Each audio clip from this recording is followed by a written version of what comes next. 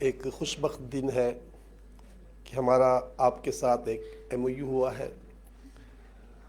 ہمارا سیلانی کا آپ کے ساتھ ملنا یہ کوئی دنیائی منفیت کے لیے نہیں ہے.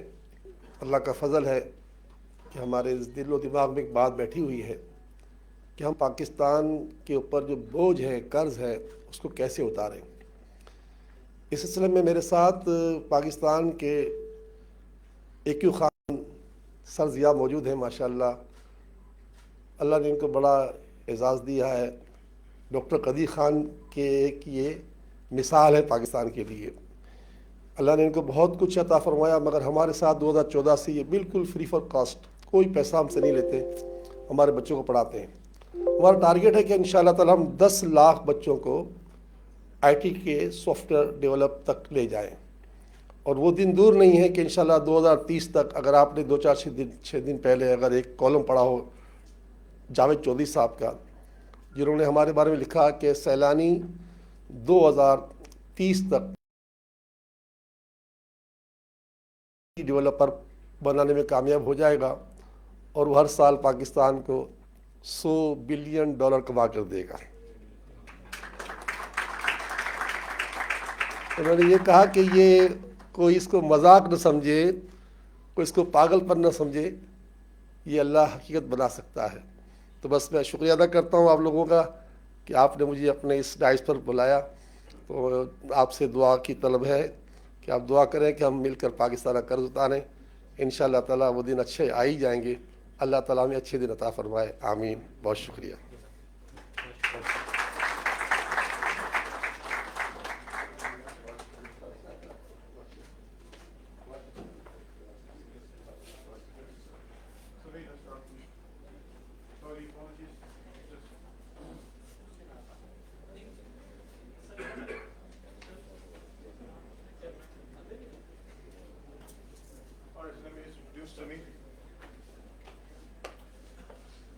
So this afternoon session, we're finally starting. We had lunch. Of course, our initial plans of timing are a little delayed. But Samir, please, the floor is yours.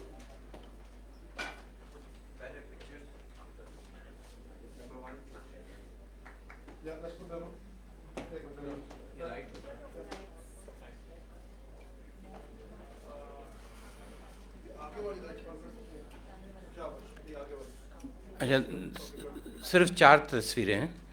دس از 1993 اور ایکچولی یو آئی ٹی کی concept was 1992 میں شروع ہوا تھا. سو دس از 2 years before the plaques were placed. This is at the house of the Hashim family, and you will recognize left back row our chancellor, extreme left. All of us have black hair in those days. Yeah. And next to him is his brother Ibrahim, whom we miss here today. His son is here and his grandchildren are here too, I think. Yeah. And that middle one is me. In the center is Seth Haji Hashim Sahab. He was the patron of the family, and he's the man who got everything started.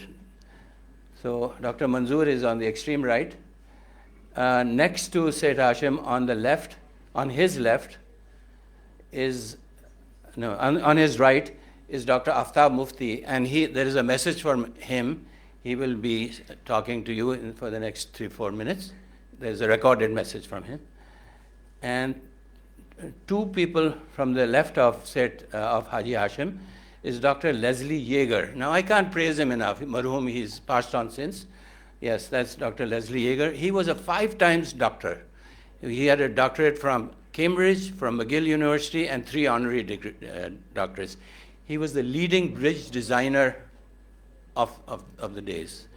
And the Liari River Expressway, he presented or prepared the feasibility for it, and it is our good fortune that we made the feasibility, which was for an elevated structure over the Liari River. And while we were talking with him, this idea of Usman Institute I discussed with him, and he and Dr. Aftab Mufti, the good friends of ours, they volunteered their services. And from that day on, a long relationship developed. And one of the things that happened was we had a relationship with TUNS. TUNS is Technical University of Nova Scotia, which later became Dalhousie University. So in those days, Pakistan, there were only 17 universities. And for UIT to get started, it had to be accredited with some institution. So we chose Technical University of Nova Scotia, Dr. Aftab Mufti, Leslie Yeager. So the delegation from the university came, and we signed a memorandum with them. And these Gora men are all part of that team that came when we made our, so next one. So this is how it started. I somehow brainwashed, said Haji Hashim and his children, and presented the idea. Next one. So Mr. Ibrahim is sitting there, Dr. Leslie Yeager is there, Aftab Mufti is to the extreme right, the president of Dalhousie or Technical University is there. Next one. This is when we took off, we were also accredited with Hamdard University. This is Hakim Saeed and with Mr. Ibrahim Hashim. So these are that's it. These are the 4 pictures. I'm just bridging the history from 1993 to today. Okay, my friends, assalamu alaikum. I went to, in my last several decades here in Pakistan, we sponsored many seminars and so on. One of the seminars was under the aegis of the Albert Einstein Society. It was a physics society, and we had invited some big names in physics. Some of them were like J.V. Narlikar, who was part of the Big Bang, and there was another pile, people from Rockefeller University and so on. There was a big seminar one day, and I remember Ardeshir Kavasji was there too. And the speaker said, "You people are talking about mathematics? I want you to know one thing. Teach compound mathematics, compound arithmetic. Teach compound arithmetic." What is compound arithmetic? That he was very concerned when he came, this delegation that they came, they saw the proliferation of people, human beings all over. He said, "This is the number, your number today. If you continue to grow at 2%, in 17 years, you will double. If you grow at 3%, you will double in 10 years, and so on." This is a thing a message which physics, mathematics brings to us. So when UIT started in 1994, actually, this was one big desert area. There was land. We had plenty of land, few people. We had no competition. We had no other universities in IT or in computer science. So we had the whole world to dream on and to plan ahead. I was very fortunate because I had absolutely no resistance to any of the ideas that I was. So if I was able to convince Haji Hashim and his family, and they were so generous, they agreed on everything that I mentioned. I brought in our first director, Dr. Aziz Najam, who's here, and we chose the seminar, the curriculum, the courses. We chose the site, the architectural design, we selected the faculty, we selected the students, we made all decisions within minutes. I mean, there was no friction at all. It was the dream, the idea, and then it evolved. I'm saying this because times have changed. In this last 30 years, the world has moved on. We have doubled, tripled our population, and there's resistance, there's problems galore. But today is 2021, almost 2022. Imagine what it's going to be in the year 2050. I am so glad I won't be around. But the challenge is for all of you, especially those of you in the back there. You better wake up. You better wake up. You can't go to the old ways. You have to think new. Elon Musk is talking about going to Mars and outer space. And the Indians are circling around the moon, around Mars. The Chinese have a plan to go to the backside of the moon. Where are we? Where are we? Okay, you know, and I know where we are, but we better change. So this opportunity that we have 30 years after 1993, it's a godsend opportunity. And I'm so happy that the Hashim family continues to show that interest. continues. This is the second generation. The third generation is also here today. But we can't leave it to them alone. We have to help them. They have to help us. It's part of a struggle for the future of those people in the back seat. Okay, I don't have much to say. I'm going to introduce we have to plan for this university. This university is going to be around for many decades, maybe centuries from now. So we have to plant the seed. You know, when the Big Bang occurred, it was the first second or first few microseconds or milliseconds which laid out the history of the rest. The seed then grows into a tree, into a plant, which grows into a tree, which becomes a jungle. The seed, the quality of the seed is very, very important. The decisions that are made at concept time, they lay the foundation for the future. So 30 years ago, when UIT was planned, maybe we made some mistakes, but one of the good decisions we made was we chose the attitude was right. We were to innovate, we were to have bright young people. We had Salman Ahmed, one of our faculty members. He's a member of our advisors. He was from MIT. He was one of the best physics teachers in the city. In Karachi, there was none who could compete, except my brother, but he was not around those days. So Salman Ahmed had joined our faculty, and we were really building up that group. Dr. Aziz Najam was the first director. Today, let me move now to the future. We have another opportunity. We have a very good director who is a provost and hopefully will be vice chancellor, but he has to set the pace forward. We we're very fortunate that we have a group of extremely talented. We have selected a team of advisors, because no one person is wise enough. When you have a group of people guiding you, it gives you a lot more, because the complexities are so much greater today. So I'd like to introduce each of the members of our advisory committee. Let's start with Salman Ahmed is not here. He's just had to leave. Last night he had to go out of the country. Let me start with Saud Hashmi. Saud, where are you? Okay, can you please stand up? So,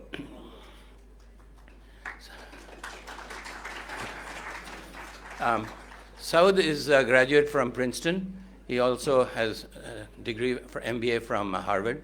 He has his own company. He was a cum laude student, which means an honors student. And he's got his own company today. He worked from Dubai. And he's an expert in data analytics, in data sciences, and hopefully in AI. So one of the areas that UIT is going to grow into is AI, artificial intelligence. Saud, your background is needed to guide us in those areas. So Salman Ahmed, who's not here. He's now the president of McKinsey Consulting. McKinsey Consulting, as you might know, is one of the leading foreign consultants. There's a group of 150 employees that he is heading. He is a PhD. He has a master's from MIT and a bachelor's, not cum laude, but maybe summa cum laude, which means very high honors from MIT. He did his undergraduate there, and then his MBA from Harvard. And he's the president of or head of McKinsey Consulting in Pakistan. He is going to be guiding us also. He is guiding us. Today, unfortunately, he's not here. Okay, I'll skip then to Madam Alia. Alia, please up. Okay. Alia is, she herself is from a very distinguished family, but she has 3 degrees from Harvard. Not 1, not 2, but 3. She's working on the third one, which is a PhD. But her background is liberal arts, in humanities, in history. She's a historian, and she believes that we have to learn from history. We have to set our goals based on the past. We learn from the past, and so I let her expand her thesis, her philosophy on it. Next, I'll go to a very practical, brilliant engineer who I think of all the people I know, he is clearly one of the outstanding engineers in Pakistan. He's not just an engineer, he's an electrical engineer, but he's a mathematician, a physicist. He also is an army veteran, and he has fought real wars. He's I know that he stays up till 3 o'clock, 4 o'clock in the night writing algorithms, things which very few people in Pakistan do, in industry especially. So, Colonel Amir, please, Amir Nadeem. Since we are electronics and computer science, I think he is the most relevant advisor in our group, and we are expecting an awful lot from him in the future. So, whether it's element, he fits in beautifully into our advisory group. Next, we have is Zara here? Oh, hi, Zara. Assalamu alaikum. Zara, please. Yes. So Zara brings in her own flair of advice, and you'll hear from her. And sometimes it's different from what I expected, but you'll be a very refreshing second thought in our group. Yeah. Who's left? No, then we have the faculty, from the family, we have Mr. Khurram. Khurram, please. Khurram is from Babson College. He has an MBA from Babson College, and businessman, but really the spirit, the soul of the Hashim family. And is Ahmed here? No, He's directing his company. Yeah. So, okay, so that was the introductions. One comment I have to make, that UIT now is becoming a university. We are on the move forward. We have to look to the future. We have to look not just to tomorrow and your graduating class, but we have to look also in the next decade. UIT chose semiconductors, it chose computer science, electronics, because in 1990s, it was the hottest thing. Electronics, computer science was the hot thing. I was fortunate to have been part of this since the 1970s. And so I was able to help bring it to Pakistan. UIT, it was the first electronics, computer science institution in Karachi. Hamdard started right after that. But GIK and others followed. They were not before us, so they were about the same time. But we learned from each other at that time. So 1990s was the era for semiconductors, for the advent of the semiconductor revolution, and it has proven itself out. All of us are influenced by it. Your smartphones, this internet, everything is a result of that. But at what stage are we? Certainly we are not in the leadership role. We are users of this technology. And we have to become very good at that. But there are things that are happening in the future which we should be aware of. And I just want to spend just a few minutes on that.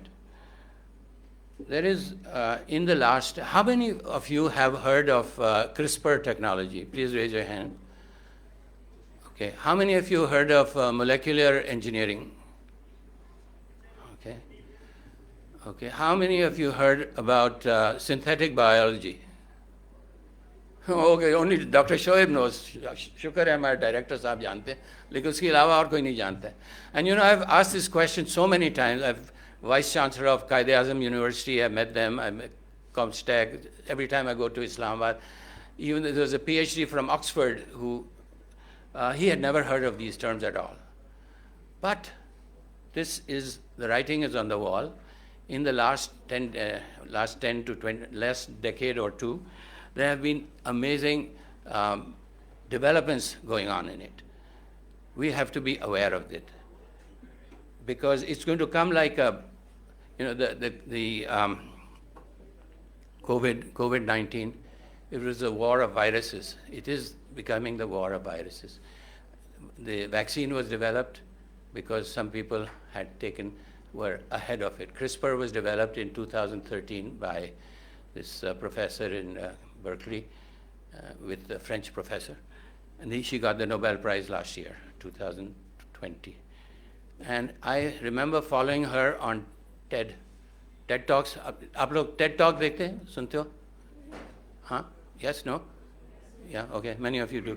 So I got introduced on TED Talk, and I remember her prediction. This was in the year 2014. She said by 2017, she expects kits, K-I-T-S, kits, to be sold in the marketplace using CRISPR technology. Basically what it is by using the DNA molecule is the basic building block of cells of human tissues. By changing the order of the DNA, you can develop different properties. Now, DNA is on plants, on animals, on all living organisms. They have. Now, by simply understanding the pattern of the DNA molecule, you are able to change the property of it. Very, very important. In computer science, you have a binary system, zeros and ones. Here in the DNA system, you have 4 bases, A, T, C, G. By changing the permutations of them, you are able to get different properties. For example, if I have black hair or black eyes, and you want to have green eyes you can change it by changing the permutation. You can change every property, not only of human beings, not only of animals, but plants, of mice, of fish that are able to glow, for example, people with very strong biceps, people with whose problems of health issues which will come about 20 years from now. They are all written in your DNA code. But now, for the last 15 years, there has been intense study on the genome, on the human genome, which started in the Bill Clinton era about 15, 20 years ago. And now the human body has been mapped, the human genome has been mapped. But by understanding this combination, these codes, you are able to create different properties. And these properties enable you learn from trees, the properties of redwood trees, for example, of plants, of fleas. You learn from one set of DNA code, and you can. So what they're making is very strong fabric by getting the DNA code which they've understood from the redwood forest in California, for example. You're able to make very thin sheets of metal or equivalent of metal which have higher strength than steel. Now, can you imagine that? By simply changing the code, like today, when your binary system from the you have video, you have sound, you have text, all because of binary combinations.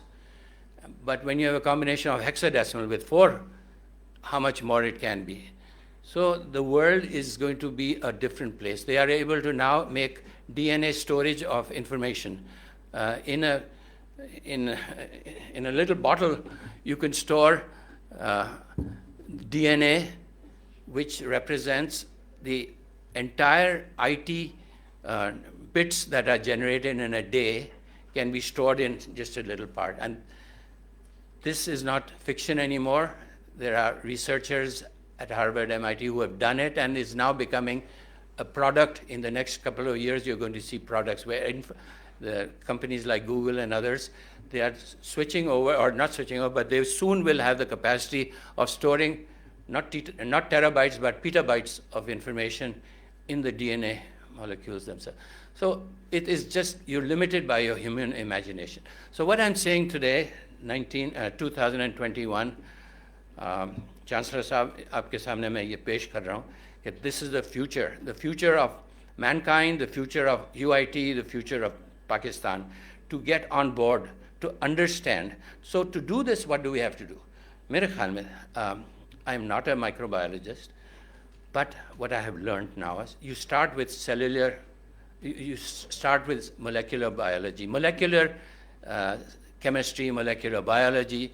You teach those courses at the elementary level in school today. High school se hona chahiye, lekin chalo hum UIT mein freshman year se bhi shuru karen. Hire 1 or 2 good people from microbiology or from the University of Karachi or practicing. Start these courses up. It'll take 1 year, 2 years, 3 years, 4 years. 4 years mein, you're going to have a pretty good foundation. Well, it's the beginning. Right now, it's 0. It's absolutely negative. 4 years, you will have a group of biologists, and then cellular biologies and molecular biology. These are, you will learn more. And it's not very difficult. It's very rational because it's similar to information technology. Instead of having binary codes, you will have hexadecimal code. And in fact, there's a crossover between this field and semiconductors, where presently you can have substrates which are pre-done, just like in the making of VLSI code, you have, or in microcontrollers, you have substrates. You will have substrates of in terms of molecular biology for basic products, and then you can add on to those products to refine it. For example, there's already talk about making of insulin. Insulin ke liye there's a substrate, and by modifying it, you can get different properties. So whether it is pharmaceutical industry or it is medical, agriculture is one of the biggest employers of this. You know, there is already in the United States, they're making beef without having any cows or bulls. They're manipulating genes. They're building it in the lab. They're growing steaks in the labs. So there's no end to it. There's no end to it. That's all I want to say. I want to alert our group, and when I asked you, there's hardly 3 or 4 of us who had ever heard of these terms. But please pay attention to it. Let's start. We go on YouTube and start looking up CRISPR. Look up synthetic biology. Look up molecular biology and molecular engineering. Because if we do it first, it's like we've come up with Merle. Merle, we are making, Dr. Shoaib told us today, we are making our own chips, designing our own chips. But it's something to be proud of. And if you start today on molecular biology, in 3 or 4 years, we'll be somewhere. Okay? That's all I wanted to say. Now, Saud, I requested you if you would please take over from me. And what we plan to do today, we want to present to you one thing. We have been tasked by the Chancellor to prepare a 5-year plan for the university. Now, this 5-year plan will include many areas. There are about 18 areas that we've defined, starting with the culture, what kind of culture the university should have, what is the emphasis on science and the scientific mind, scientific thinking, and nobody better than Parvez can be helpful in that. We're talking about distance learning, how we can contribute, how we can use the fruits of Coursera and all the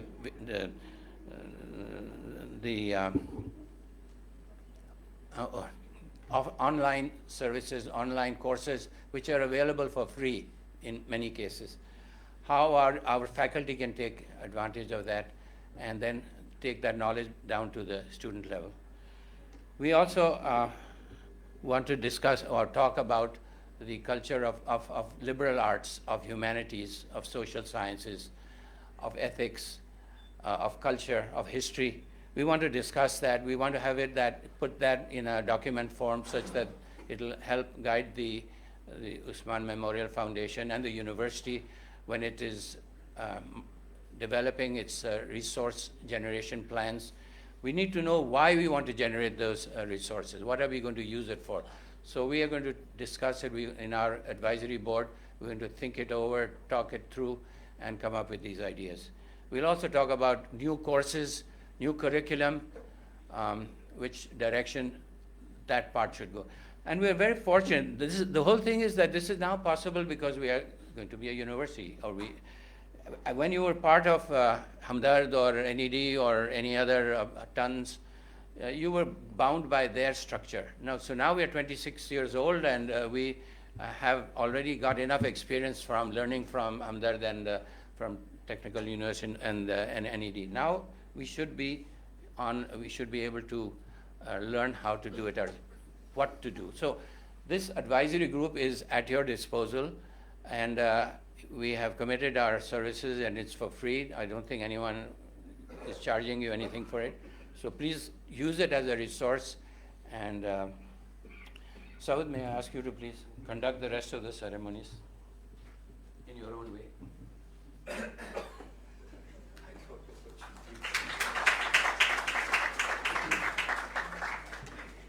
Assalamu alaikum, everyone.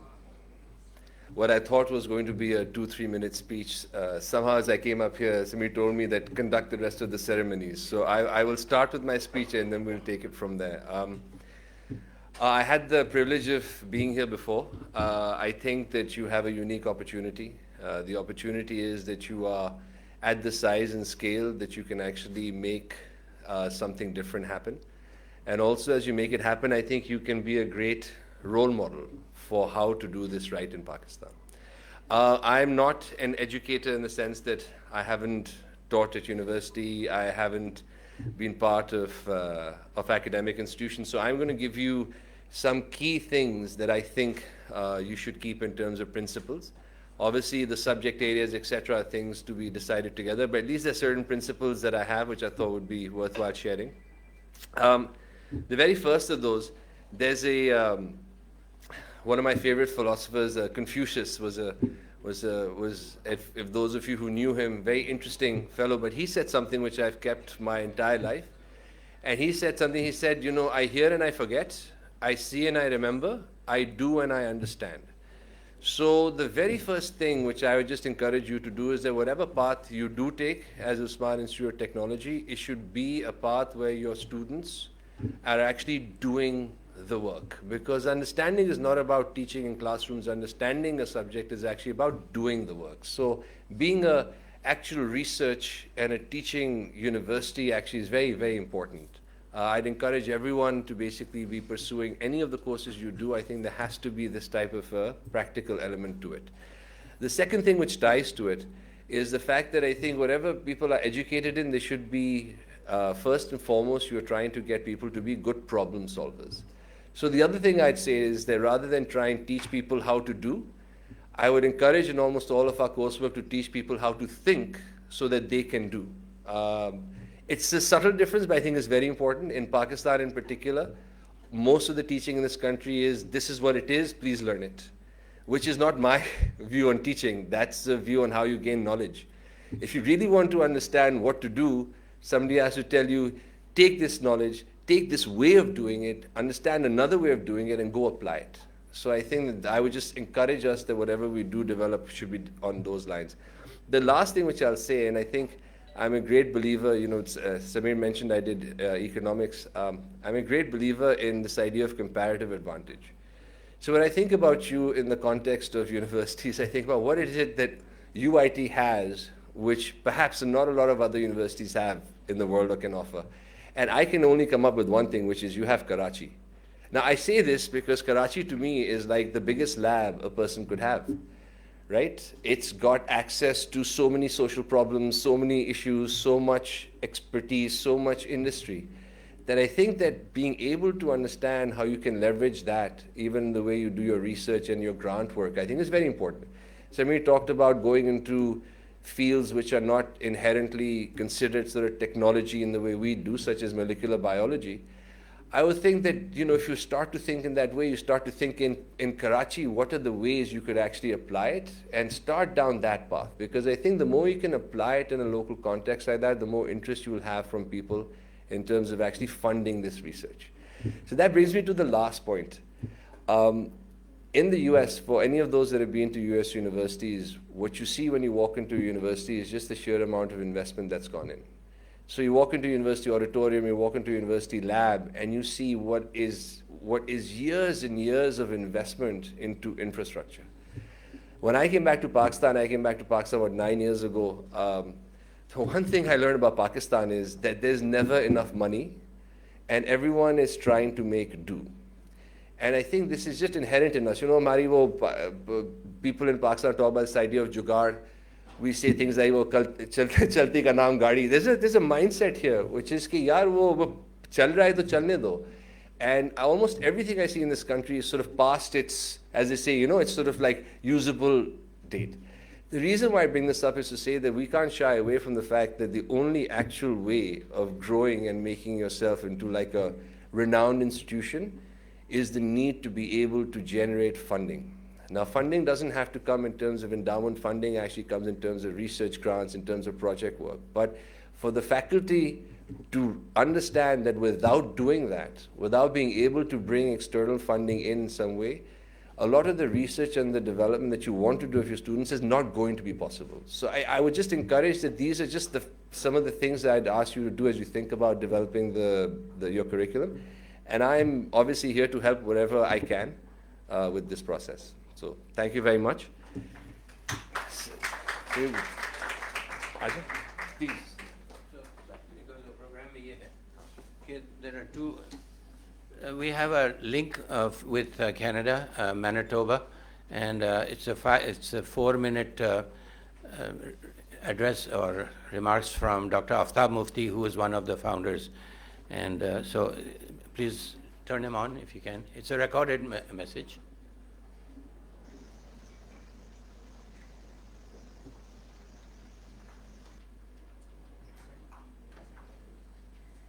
And then after that, we have a brief address by Dr. Shaukat Hamid. He is the ex-rector from GIK Institute. He will be also talking to you, welcoming.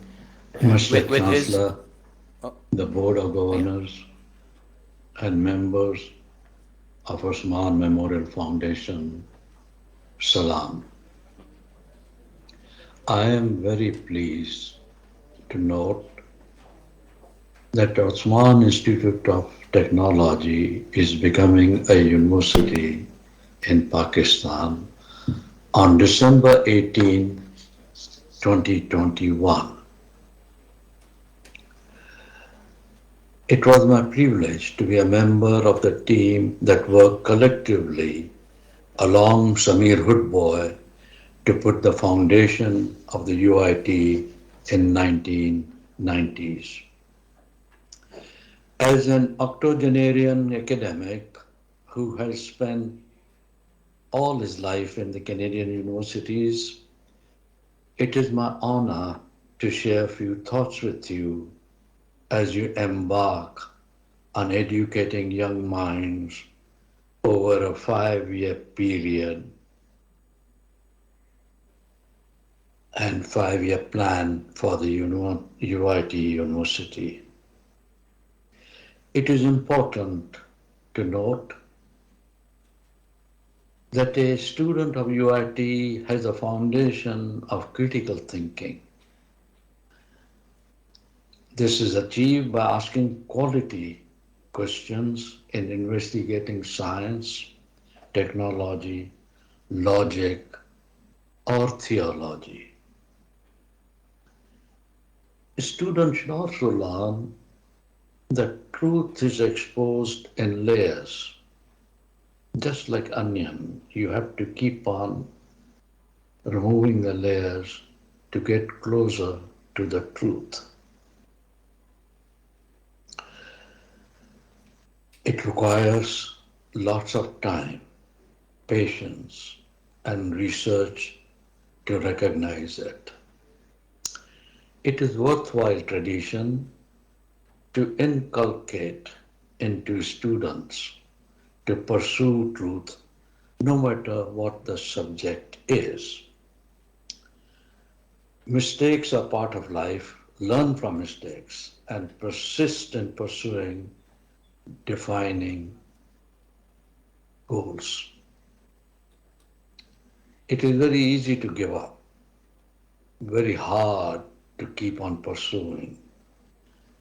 Your educated mind with UIT will give it,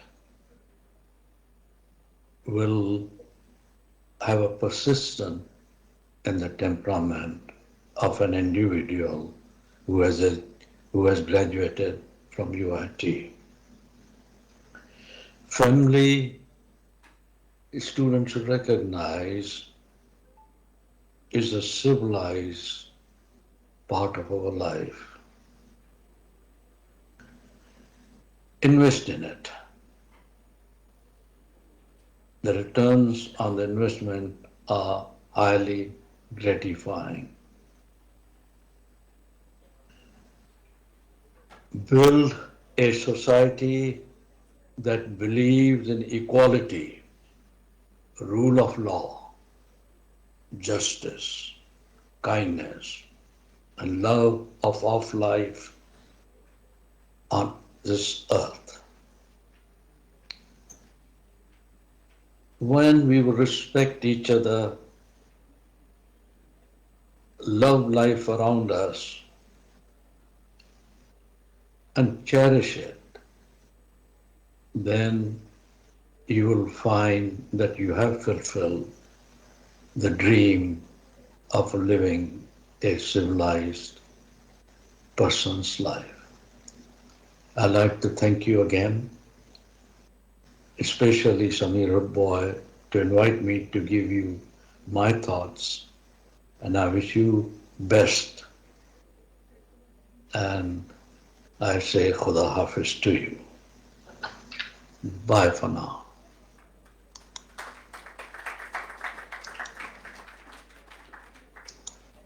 Do you have the link now with Islamabad, Dr. Shaukat Hamid? And then the rest of the program, as you know, will be a Q&A session. Madam, Zahra, आपने कुछ बोलना है? ये बाद में हम लोग अपना consolidated views will present at another time. Okay. Today we are, okay, Dr. Shaukat Hamid is on the line. Welcome, Dr. Shaukat. He's the ex-rector of GIK, member of the Pakistan Planning Commission. He was a member of the Pakistan Atomic Energy, a very senior member of the Pakistan Atomic Energy Commission. He's a Rhodes Scholar, PhD from, doctorate from Oxford. And he has served, he was the chair, last role was chairman of Comstech. Dr. Shaukat, over to you.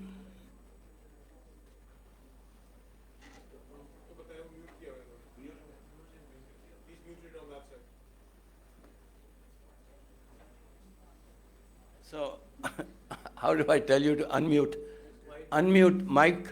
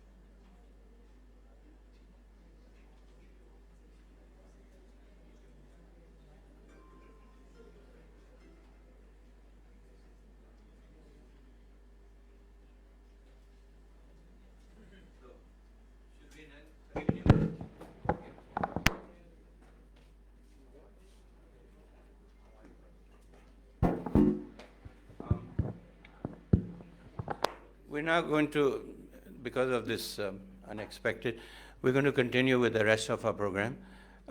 This is a Q&A session with Dr. Parvez Hudbhoy, and I will request, where are you, Saud, or somebody else to moderate the Q&A sessions? Yeah, thank you, Dr. Shoaib. All right, تو اگر آپ لوگوں کو You guys can hear me in the back?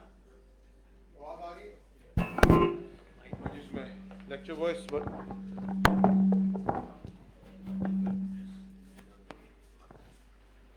all right, agar aapko, we heard him talk earlier. Some of the students were not there, but he talked about how important it is for us to pursue quality. Is that would you agree with that, Professor? Right? Amongst other things. Or let's just, the other way I look at it is that there's no substitute for quality. It's a non-negotiable, right? And agar aapke koi sawalat ho, to please, this is a good time to ask them. Okay, how do we get there? You know, the thing is that ek advantage ye hai ke he's taught in public sector, he's taught in private sector, he knows Karachi, he knows Lahore, he knows Islamabad, right? تو اگر آپ کو کوئی جو بولے کہ جی میں یہ کرنا چاہتا ہوں یا کرنا چاہتی ہوں, this is the challenges I have, you can ask him.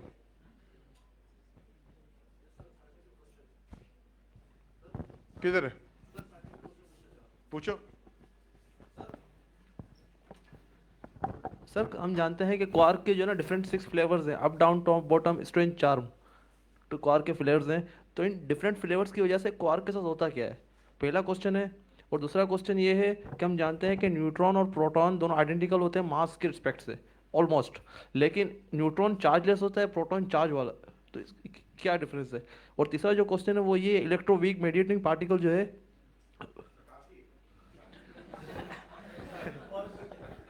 تم نے 3 چیپٹر کور کر لیے. Okay, you want to step up so you can see? اچھا ہاں, اب we'll put the dice on.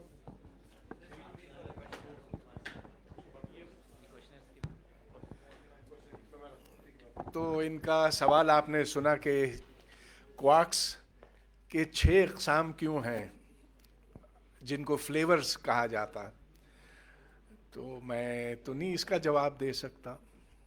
یہ تو جب سپر اسٹرنگ تھیوری سالو ہوگی کسی دن تو ہمیں پتہ چلے گا کہ 18 فنڈامنٹل پارٹیکلز کیوں ہیں اور 6 کوارکس کیوں ہیں.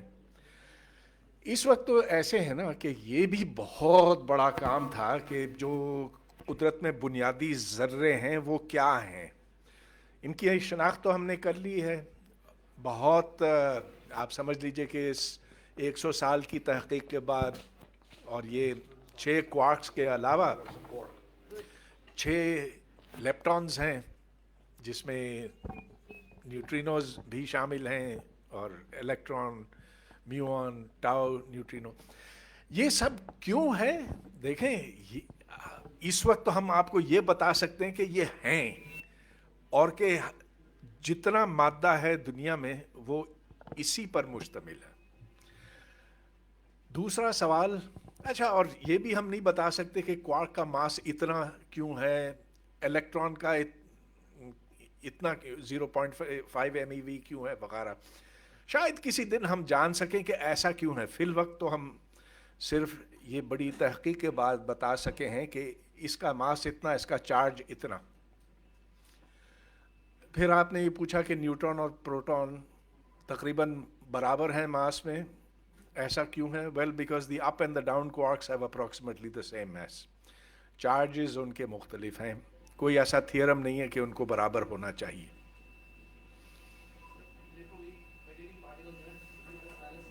ہاں, تو جس طرح چارج اور چارج کے بیچ میں ایک فوٹون آگے پیچھے جاتا ہے اور اس کی وجہ سے ان کے درمیان کشش پیدا ہوتی ہے یا دھکیل پیدا ہوتی ہے, تو اسی طرح جو الیکٹروویک انٹریکشن ہے تو Z0 بوزون یا W+ یا W- بوزون ایک کوارک اور دوسرے کوارک کے بیچ میں آگے پیچھے جاتا رہتا ہے, اور جس کی وجہ سے ویک انٹریکشن بنتا ہے ان دونوں کے بیچ میں. मगर ये तो खैर जो सवाल था ये यूनिवर्सिटी एजुकेशन से ज़रा हट के था, तो अस्सलाम वालेकुम सर। वालेकुम सलाम। प्रकाश लोहाना मेरा नाम है सर। मेरा एक सवाल है, चूँकि काफ़ी सारी बातें हुई हायर एजुकेशन के बारे में, तो दुनिया में जो यूनिवर्सिटीज़ का एक ऑटोनमस स्टेटस रहता है, यूनिवर्सिटीज़ खुद से उनके जो प्रोग्राम, उनके जो ऑब्जेक्टिव्स, जो गोल्स होते हैं, उसकी बेस पे वो रन करते हैं और फिर वो अपने आप को इम्प्रूव करते हैं, और फिर जो इंडस्ट्री है या जो इंटरनेशनल ऑर्गेनाइजेशंस हैं वो उन्हें, तो उसमें वो खुद एक जो हमारा है, मैं आपसे ये सवाल पूछना चाह रहा हूँ कि ये सही है कि हायर एजुकेशन कमीशन ने जो एक पूरा एक स्ट्रक्चर्ड वे बताया हुआ है ताकि के पूरे मुल्क में एक जैसा एक समान जो है सबके लिए, क्या ये ठीक है या यूनिवर्सिटीज़ का जो ऑटोनमस स्टेटस है वो रहना चाहिए? जी, ये एक बड़ा बुनियादी सवाल है, बहुत अहम सवाल है। अब अगर आप देखें तो हार्वर्ड यूनिवर्सिटी या कैम्ब्रिज यूनिवर्सिटी को ओवरसी करने वाली कोई बॉडी नहीं है, ना अमेरिका में है ना यूके में है। अमेरिका में यूजीसी, यूनिवर्सिटी ग्रांट्स कमीशन या हायर एजुकेशन कमीशन जैसी कोई चीज़ नहीं है। आप अपनी यूनिवर्सिटी बनाना चाहें वहाँ पे किसी की इजाज़त आपको नहीं चाहिए, बस ये है कि you will have to sell your case to the students, और फिर ये देखा जाएगा कि आखिर आप वहाँ किस क्वालिटी की तालीम पहुँचा रहे हैं स्टूडेंट्स तक, उसी के हिसाब से मार्केट में आपकी वक़्त बनेगी और आपके स्टूडेंट्स आपकी तरफ आएंगे जब वो देखेंगे कि उधर क्वालिटी की तालीम दी जा रही है। तो एक आर्गुमेंट ये बनता है कि आप छोड़ दीजिए, आप हर यूनिवर्सिटी को सेल्फ गवर्निंग होने दीजिए, और कामयाब मिसालें तो हमारे सामने हैं।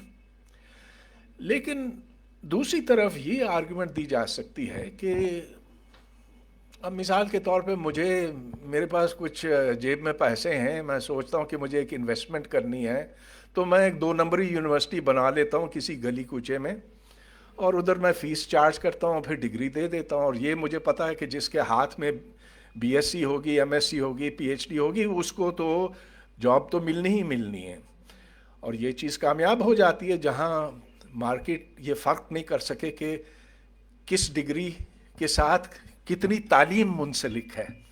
लिहाजा इस सिचुएशन में ये ठीक होगा कि एक गवर्निंग बॉडी हो, और इसीलिए इंडिया में यूजीसी, यूनिवर्सिटी ग्रांट्स कमीशन बना, और साथ साथ पाकिस्तान में बना, उसके मेरे ख्याल से चंद महीनों के बाद बना। तो ये याद रखें कि जब तकसीम के वक्त पाकिस्तान में सिर्फ एक यूनिवर्सिटी थी, पंजाब यूनिवर्सिटी। सिंध यूनिवर्सिटी उस वक्त बॉम्बे के साथ मुंसलिक थी, तो एक ही यूनिवर्सिटी थी। उस वक्त तो कोई बनाने का मकसद ही नहीं था। लेकिन जैसे जैसे यूनिवर्सिटियों की तादाद में इजाफा होता गया, तो फिर ये सवाल उठा कि आखिर इनको रकम सरकार के ज़रिए से कैसे पहुंचाई जाए, और फिर यूजीसी बनाया गया इंडिया के पैटर्न पे। उस वक्त तो खैर बहुत कम यूनिवर्सिटियां थीं। अगर आप 80s तक देखें तो 20-22, भुट्टो के ज़माने तक मेरे ख्याल है कोई 17 यूनिवर्सिटियां थीं, चंद एक थीं। अब आप देखें तो 300, 350, 400, खुदा जाने अब तो गिनना ही मुश्किल हो गया, और यूजीसी को भी, एचईसी को भी पता नहीं कि कितनी यूनिवर्सिटियां हैं। ये सवाल फिर उठता है कि क्या एचईसी होना भी चाहिए कि नहीं, क्योंकि एचईसी इनको रेगुलेट करने में मैं नहीं कहूँगा कि मुकम्मल नाकाम रहा है, लेकिन तकरीबन नाकाम रहा है, और क्वालिटी कंट्रोल नहीं हो सकी। एक वजह तो उसकी ये कि जो शर्त वो इस्तेमाल, जो क्राइटेरियन वो इस्तेमाल करते हैं, सो बहुत गलत है। आप देख लीजिए कि उधर टिक बॉक्सेस हैं, उनको आप चेक करते चले जाएं तो आपकी रेटिंग यहाँ से वहाँ पहुँच सकती है। तो ये खुला सवाल है कि एचईसी को होना चाहिए कि नहीं, और अगर होना है तो डेफिनेटली मौजूदा शक्ल में उसे नहीं होना चाहिए। इसके टर्म्स, इसकी फंक्शनिंग को बदलने की अशद ज़रूरत है।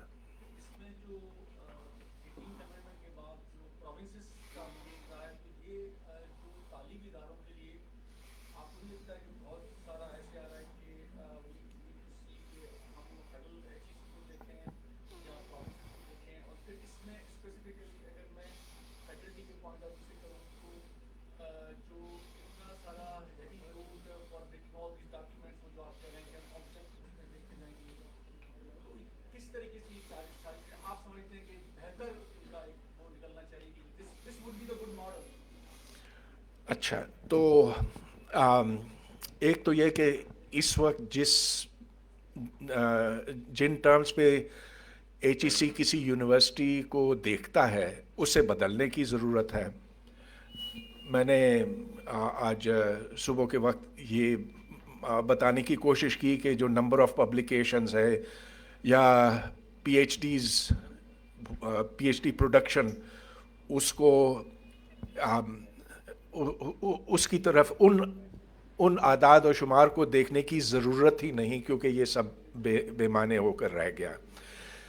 ہمیں اب دوسرے کرائیٹیریا کی ضرورت ہے جس میں ٹیچنگ کوالٹی اسیس کی جائے, اور وہ اسیس کرنا زیادہ مشکل کام ہے لیکن وہ کیا جا سکتا ہے. تو اگر آپ کچھ منیمم کرائیٹیریا رکھیں اور ساتھ ٹیچنگ کرائیٹیریا واضح کریں تو میں سمجھتا ہوں کہ یہ کیا جا سکتا ہے اور ایچ ای سی کو یہ کرنا چاہیے.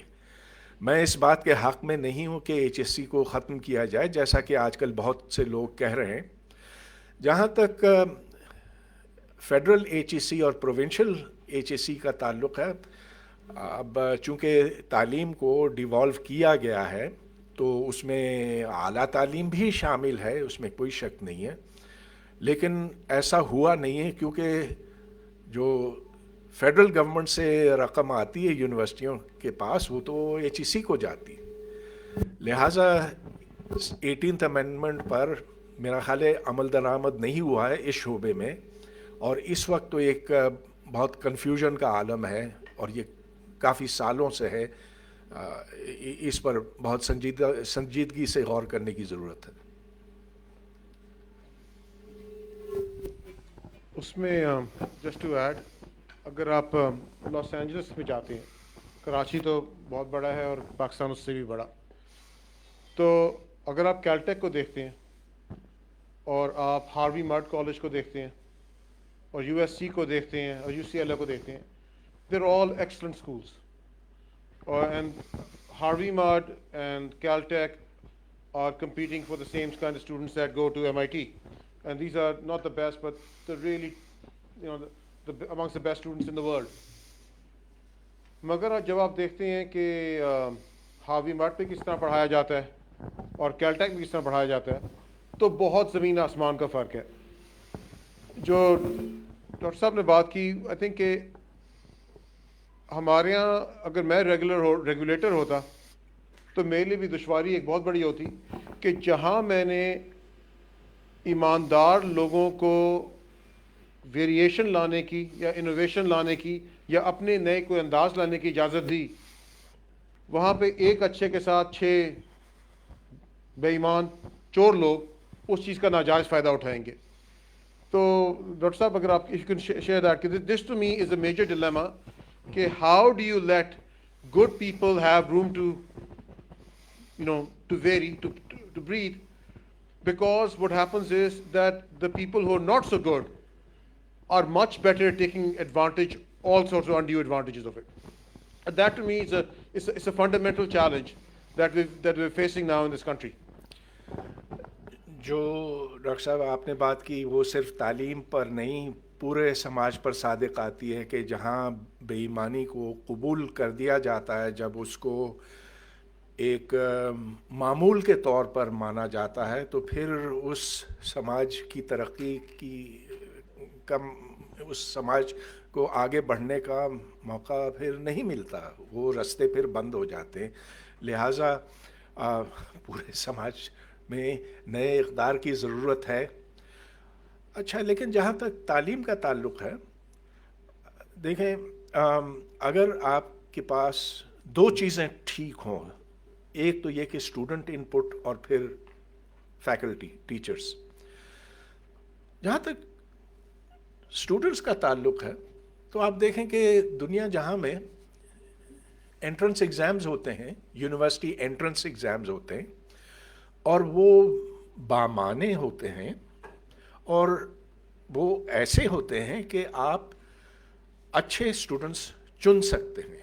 कुछ बहुत सख्त एग्ज़ाम्स होते हैं जैसा कि IITs में होते हैं, इंडियन इंस्टीट्यूट्स ऑफ टेक्नोलॉजी, वहाँ तो दीवानगी की हद तक है मैं ये कहूँगा, क्योंकि 100 स्टूडेंट्स में से हर out of 100 students 1 gets selected. और जिस तरह से वो उसकी तैयारी करते हैं दीवाना होकर, जो इसके बड़े बुरे असरात भी हैं, क्योंकि नफसियाती तौर पर जो जिनको दाखला नहीं मिलता वो फिर बिल्कुल अपने आप को बेकार नाक़िस समझते हैं। लेकिन इसका जो मुस्बत असर है वो ये कि जो बेहतरीन स्टूडेंट्स हैं वो फिर इन इदारों में आते हैं, IITs में आते हैं, TIFR में आते हैं और इंडिया की जो बेहतर यूनिवर्सिटीज़ हैं उनमें। अब इंडिया में भी 2 नंबरी यूनिवर्सिटियाँ बहुत हैं, शायद इधर से ज़्यादा हैं क्योंकि बड़ा मुल्क है, लेकिन उधर की जो बेहतरीन यूनिवर्सिटियाँ हैं वो तो दुनिया की अच्छी यूनिवर्सिटियों के साथ compete करती हैं और उसमें स्टूडेंट बॉडी की का अच्छा होना बहुत ज़रूरी था। जहाँ तक प्रोफेसरान का ताल्लुक़ था, देखें इस पर तो मैं काफ़ी बोल चुका हूँ कि do not look at number of publications, वो अब बेमाने होकर रह गया है। लेकिन फिर आप कैसे जज करेंगे कि किसको टीचर होना चाहिए, किसको नहीं होना चाहिए किसी इंस्टीट्यूट में या यूनिवर्सिटी में? एक बात तो ये होनी चाहिए कि भाई आप उसको खड़ा कर दें बोर्ड के सामने और उससे कहें कि भाई समझाओ, अपने जो सब्जेक्ट के उसूल हैं सादा अल्फाज में बयान करो ताकि हम भी जान सकें, हम जो एक्सपर्ट्स नहीं हैं लेकिन पढ़े लिखे लोग हैं, हम जान सकें कि तुम्हारा सब्जेक्ट क्या है और तुम किस तरह से पढ़ा सकते हो। तो ये बिल्कुल मुमकिन है, ऐसा होना चाहिए। अब यहाँ मैं ये दावे से कह सकता हूँ कि बड़े प्रेशर्स होते हैं। जब मैं चेयरमैन था फिज़िक्स डिपार्टमेंट का तो मेरा इसरार ये था कि दूसरे डिपार्टमेंट से हट के हम फैकल्टी को बिठाएं इस कमरे में और उस कैंडिडेट से कहें कि एक्सप्लेन योर फील्ड, या उससे सवाल करते हैं। और हाँ, 1-2 ऐसे थे जो हमें पसंद आए, जिनको हमने लिया भी, वो अब फैकल्टी मेंबर्स हैं भी। लेकिन कुछ ऐसे थे मैंने कहा नहीं, इनको नहीं होना चाहिए, इनको कुछ भी नहीं आता, वो भी आ गए। अब प्रेशर्स ऐसे कि मैंने तो अपना इस्तीफ़ा देना चाहा उस वक्त, लेकिन फ़ायदा नहीं होता क्योंकि दूसरा चेयरमैन आ जाता और उस बंदे को तो आना ही आना था। लिहाजा इन प्रेशर्स को, इनका कैसे मुकाबला किया जाए, मेरे पास उसका कोई गुर नहीं है, लेकिन वो करना होगा। फैकल्टी, अच्छी फैकल्टी चुनी जा सकती है, उसका एक रास्ता ये है। दूसरा ये कि आप देख लीजिए कि उस फील्ड में उस शख्स की कोई असल कंट्रीब्यूशन है कि नहीं। पेपर्स को छोड़ दीजिए, लेकिन पता चल जाता है कि कौन कितने पानी में खड़ा है। जी, अस्सलाम वालेकुम। ये कामरान जमील, आपने आज सुबह बड़ी अच्छी बात कही कि हमें हर डिसिप्लिन में तहकीक और तालीम देनी चाहिए, और देन यू एम्फसाइज्ड कि I mean it, her discipline का मतलब है हर डिसिप्लिन। लेकिन हर डिसिप्लिन मार्केट ड्रिवन नहीं होती है और हर किसी का इंटरेस्ट भी फिर उस तरीके से नहीं होता है। तो तालीम और तहकीक को बढ़ाने के लिए जिस तरह से बाहर की यूनिवर्सिटीज़ में हम देखें कि there are ample fundings, donations and people are inclined towards investing in the education sector, जबकि हमारे यहाँ people are more inclined towards short term gains. Maybe आप कैपिटल में डाल दें, स्टेट में डाल दें, शेयर्स में डाल दें, things like that.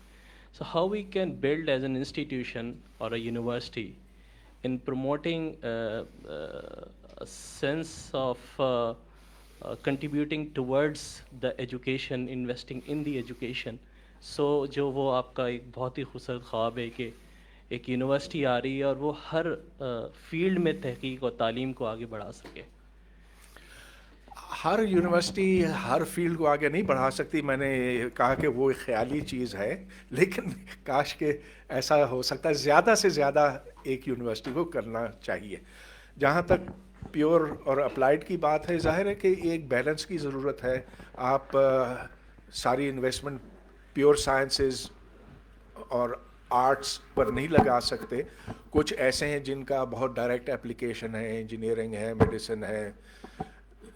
Philosophy will never have any market value, یہ بات تو بالکل طے ہے. پیسہ ظاہر ہے کہ ہم نے کم لگایا ہے تعلیم کے اوپر, اور دیکھا جائے تو دنیا کے حساب سے خاصا کم ہے. لیکن جب ہم نے بہت بڑی رقم بھی لگائی, یہ مشرف کے دور میں 2002 سے لے کر 2008-9 تک, جب 9/11 کے بعد جب یونیورسٹیوں کی فنڈنگ کوئی 10 گنا بڑھ گئی, ایسا تو دنیا میں کہیں نہیں ہوا. تو کیا ہماری یونیورسٹیوں میں اسی حساب سے بہتری آئی؟ تعداد میں ضرور آئی, زیادہ پیپر چھپے, زیادہ PhD بنے, لیکن میں سمجھتا ہوں جہاں تک معیار کا تعلق ہے تو اتنا زیادہ پیسہ آنے کے باوجود کسی کو یہ تشفی نہیں کہ بہتری آئی ہے, اس میں نہیں آئی. تو اصل بات یہ ہے کہ ایک ایکیڈیمک کلچر ہوتا ہے, اور وہ ایکیڈیمک کلچر پیسوں سے نہیں بنتا. وہ ایکیڈیمک کلچر پاکستان میں تھا نہیں شروع دن سے, اور ہم اگر اور پیچھے چلیں نا تو 300-350 سال پہلے 400 سال پہلے چلے. مغلوں نے تو بڑی شاندار عمارتیں بنائیں, باغات بنائے, مقبرے بنائے, یونیورسٹی کوئی نہیں بنائی. اس وقت تو بس ایسے تھا کہ حکومت چلانی ہے, نئی چیزوں کے بارے میں سوچنا نہیں تھا. وہ ذہنی طور پر تیار نہیں تھے کہ نئے آئیڈیاز کو قبول کیا جائے. یہ وہ سائنسی انقلاب کا زمانہ تھا. میں آپ کو یہ بتا سکتا ہوں کہ جہانگیر کے دربار میں سر ٹامس رو, جو اس زمانے کے برطانیہ کے سفیر تھے, وہ کمپنی کا نمائندہ تھا اصل میں. وہ آیا اور صندوقیں بھر بھر کر ٹیلیسکوپس لے کر آیا, اینکیں لے کر آیا, اور اس نے جہانگیر کے سامنے یہ پیش کیا, اور دیکھیں کہ یہ کیا زبردست کمال ہے جو سائنسی انقلاب کی وجہ سے تیار ہوا. تو لوگوں نے کوئی خاص دلچسپی نہیں لی. انہوں نے کہا کہ اچھا یہ کتنے کا ہے, ہم خرید لیتے ہیں. خرید تو لیا, لیکن یہ نہیں پوچھا کہ یہ کام کیسے کرتا. نتیجہ یہ کہ آج بھی نا چائنا سے مال آتا ہے. اچھا چائنا کا مال ہم خرید تو لیتے, لیکن ویسے بنا نہیں سکتے, نہ بنانے کی خواہش ہم نے ظاہر کی ہے. So it is the academic culture which needs to be change, اور وہ پیسوں سے نہیں چینج ہوتا. اگر تو ایکیڈیمک کلچر ہو تو پھر پیسہ بھی آ جاتا, کیونکہ تعلیم کی قدر ہوتی ہے, لیکن صرف پیسوں سے نہیں آتا. ڈاکٹر صاحب, ایک تو آپ نے جو بات کی فلسفے کی, Damon Horowitz was the director of engineering for a company you've probably all heard of called Google. So he was also from your alma mater. So he is on record as saying that the best training for a startup in Silicon Valley is a PhD in philosophy or humanities. He says that جو بات ہم کر رہے ہیں فلسفے کی, وہ یہ کہہ رہے ہیں کہ I mean he is an undergraduate in computer science from MIT, and he says کہ what these humanities are now, why they're so necessary, is what we talked about earlier in my talk too, complexity. You know, a lot of our things are, you know, V is equal to IR, F is equal to MA. We don't train ourselves. But when you start reading humanities, you start looking at things from different viewpoints, different facets. You're forced to exploit that. And they say that training in combination with your scientific training gives you a a way of applying your technology, your sciences, your engineering to humanity in a better way. So what to say that I think that's, this is, we hope that it goes this way. But what it needs in both those things is competence and excellence, right? Diligence, effort. جو دوسری بات ہم اب دیکھ رہے ہیں, and I raised this issue with HEC once, and I was surprised at their answer. Let's say not pleasantly surprised either.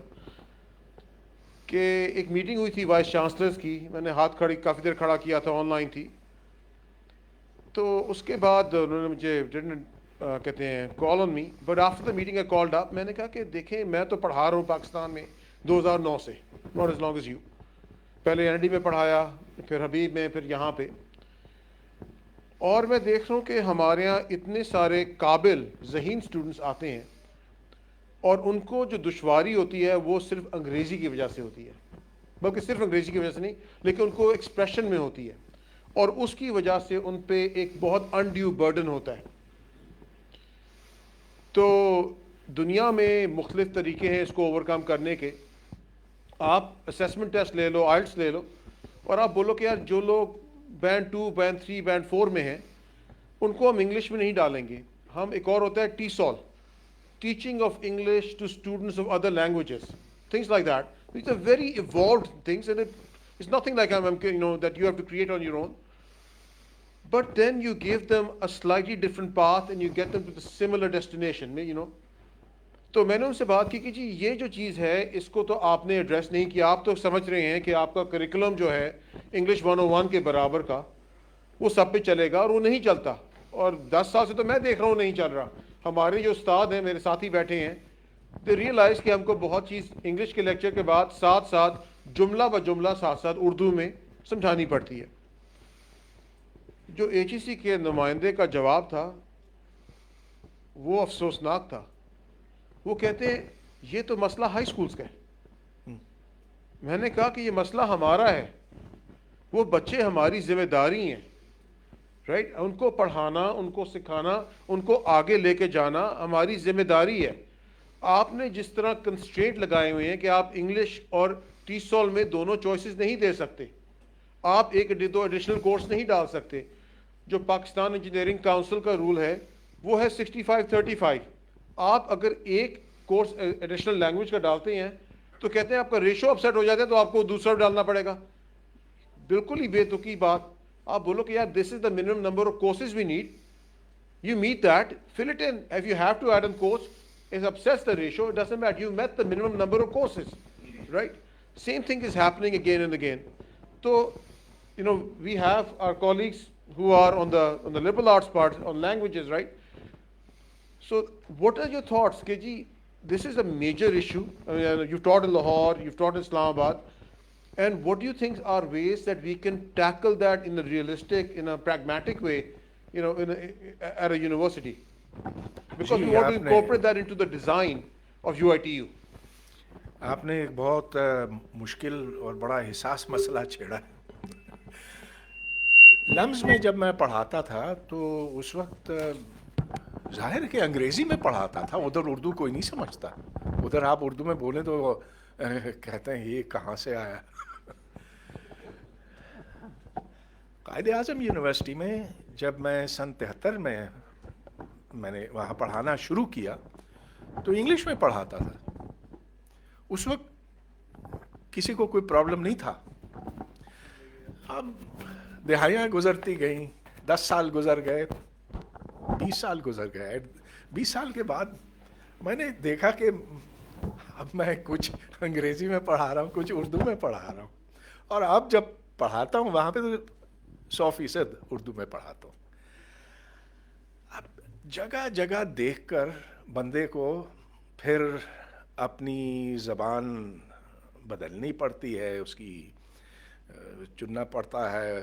اور میرا خیال ہے کہ اس کا کوئی ایک حل نہیں ہے. یہ ہے کہ سیدھی سی بات ہے کہ اگر دنیا کے ساتھ ساتھ چلنا ہے تو آپ کو انگریزی تو سیکھنی ہی پڑے گی, اور پڑھنا اور سمجھنا زیادہ ضروری ہے بنسبت بولنے کے. بولنے میں جھجک ہو جاتی ہے ہر ایک کو اگر کوئی غیر زبان ہو, لیکن जितना साइंटिफिक लिटरेचर है वो कभी कभी उर्दू में नहीं हो सकता। उर्दू में कोई रिवायत भी नहीं साइंस की। अरे भाई हमारे पास लफ्ज़ भी नहीं साइंस का। हिंदी में है विज्ञान, लेकिन उर्दू में कोई नहीं है लफ्ज़ साइंस का, अरबी में भी नहीं है। आप इल्म कर सकते हैं, इल्म तो 100 किस्म के 500 किस्म के होते हैं। तो मसला ये है कि अगर आपको टेक्स्ट बुक्स पढ़नी है तो वो टेक्स्ट बुक्स कभी उर्दू में नहीं हो सकती, कभी नहीं हो सकती। ठीक है, आप प्राइमरी सेकेंडरी की सतह पे लिख लेंगे, ज़ोर ज़बरदस्ती करके बीएससी तक पहुंचा सकेंगे, लेकिन वो भी बहुत मुश्किल। इस्तिलाहात ऐसी हैं कि आप उलझ जाते हैं उसमें। अब मिसाल के तौर पर इस मैट्रिक्स के आइगन वैल्यूज रियल भी हो सकते हैं और कॉम्प्लेक्स भी। अब मैं कौन सी ज़बान बोल रहा हूँ, अब कुछ नहीं समझ में आता ना। लिहाजा मेरा ख्याल है इसमें स्टूडेंट्स को ये बात बिल्कुल क्लियर होना चाहिए अपने जहन में कि अंग्रेज़ी के बगैर गुजारा नहीं। लेकिन दूसरी तरफ देखें, मैं समझता हूँ कि टीचर पर ये लाजिम होता है कि वो उस मजमून के जो तस्वुरात हैं वो उस ज़बान में पढ़ाएं जिससे वो मानूस हैं। अगर उर्दू है तो उर्दू, अगर सिंधी है तो सिंधी। अगर आप बलूचिस्तान में पढ़ा रहे हैं बलोची में तो आप बलोची में समझाएं, और बीच बीच में उर्दू और अंग्रेज़ी के अल्फाज ठोक दें, but it has to be then in Balochi. ये मैंने देखा और मुझे बड़ा ताज्जुब हुआ। मैंने अफ़गानिस्तान की किताबें देखी जो आप समझ लें कि एफएससी की सतह तक के हैं, और ये किताबें, अब ये तालिबान के आने से पहले की बात है, तो ये किताबें निसाबी कुतुब दरी में और पश्तो में, और ऐसी बेहतरीन खूबसूरत अच्छी किताबें लिखी गई कि मेरी आंखों से आंसू टपके कि काश के उर्दू में ऐसी किताबें होती, पंजाब टेक्स्ट बुक बोर्ड या सिंध टेक्स्ट बुक बोर्ड की लिखी हुई। हो सकता है लेकिन नहीं हुआ। We have not been able to write even elementary text books. Iran बेहतरीन किताबें साइंस की मैंने खुद देखी हैं, पढ़ी हैं। ना कि फ़ारसी थोड़ी बहुत ही आती है, जितनी उर्दू आती है तो उतनी बहुत कम फ़ारसी आती है।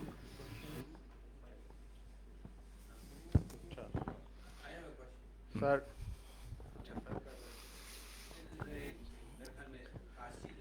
हाँ, माइक्रोफोन चलिए मैं रिपीट कर लूँगा सवाल। हाँ,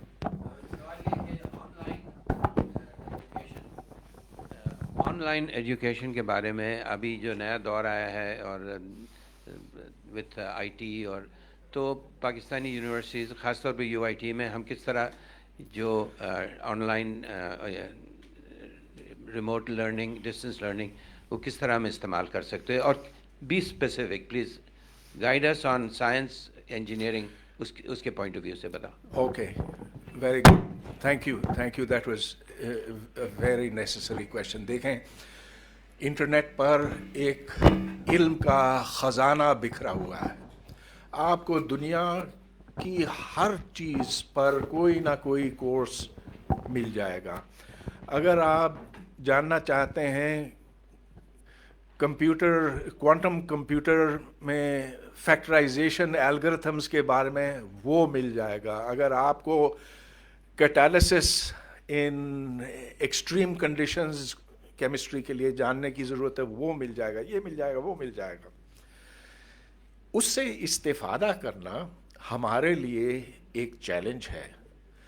एक तो ये कि गैर ज़बान है, अंग्रेज़ी में है, और वो उन जो अमेरिकन एक्सेंट है ना, वो हर एक नहीं समझ सकता। वो तो एक डिफ़िकल्ट टू फिगर आउट, लेकिन समझ में आ जाता ना? अगर आप 2-3 बार उसको सुने तो समझ में आ जाता। दूसरे ये कि ये अगर अच्छे लेवल के कोर्सेज हैं तो इनमें जो मैथमेटिकल ट्रेनिंग होती है वो थोड़ी सी ज़्यादा होती है, मगर इसका हम फ़ायदा यूँ उठा सकते हैं कि अच्छा है। तो मैंने अभी आपका ये रिमार्क सुना कि let's introduce how to use CRISPR technology, उसमें जीन स्प्लाइसिंग है, आप बीच में मोलिकुलर सीजर्स इस्तेमाल करते हैं, कैंची इस्तेमाल करते हैं जीन्स को वो स्प्लाइस करने के लिए, आप उस डीएनए के स्ट्रैंड्स जुदा कर सकते हैं। ये सब कुछ बहुत बेहतरीन अंदाज में ऐसे कोर्स में पढ़ाया गया है, मैंने खुद नहीं देखा लेकिन ज़रूर वहाँ पर मौजूद है। Okay, so by that course, ठीक है, कितने लगेंगे आपको? $40 लगेंगे, मगर उसमें यह है कि आप पहले किसी टीचर को रखें जो उस कोर्स को समझे और फिर उसी तर्ज का कोर्स UIT में पढ़ाए। ऐसा हुआ है सुपार्को यूनिवर्सिटी में, जो पूरा नाम उसका, हाँ, IST, यस, तो उसके वाइस चांसलर साहब के साथ मेरी बात हुई थी, this is what I recommended to him. फिर उन्होंने ट्राई भी किया, लेकिन I don't know how this has worked out, लेकिन that is the way to go. आप वो कोर्सेज ख़रीदें, उन कोर्सेज के अंदर इवैल्यूएशन भी है।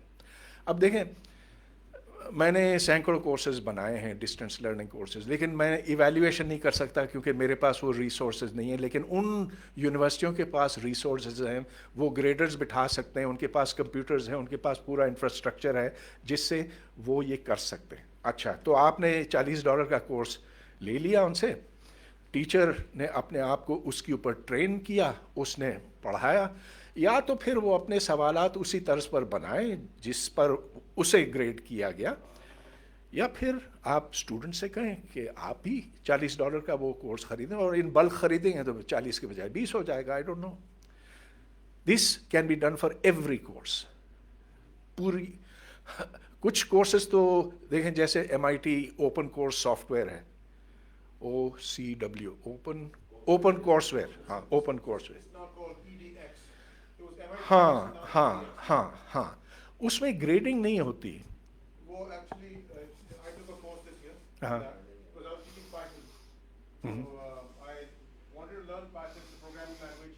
I did programming for 35 years, but I did not know the language. So I taught myself that course, the language speech, last year before Lisa passed away.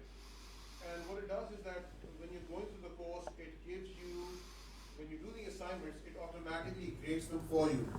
And the question is not to, it's not the scoring part. You do a solution, it tells you how many you got wrong. And you do it again, and you do it again, and you do it again till you get it right. The goal is not to punish you for not learning. The goal is to identify what you have not understood, so you understand it and you get through it. So you go through each module, and if you want to go through the test second time, third time, fourth time, it's a computer that does it, or it doesn't take anyone's time. Video game. So, you know, and then you get it, and then you move to the next module, the next one, the next module, and then at the end of it, you're done with the course. Exactly. And it's for free. Actually, you can pay for a certificate, or the best price, which is $0, right? And this is how I did it. I didn't want to spend the money for a certificate. I just wanted to learn the material. So what happened was, I was teaching that course, and I shared the EMA course, इस course से मैं सीख रहा हूँ, और मैं आपसे सिर्फ 4 या 5 हफ्ते आगे हूँ। Programming तो वो मैं, I don't understand programming, लेकिन ये language नहीं आती।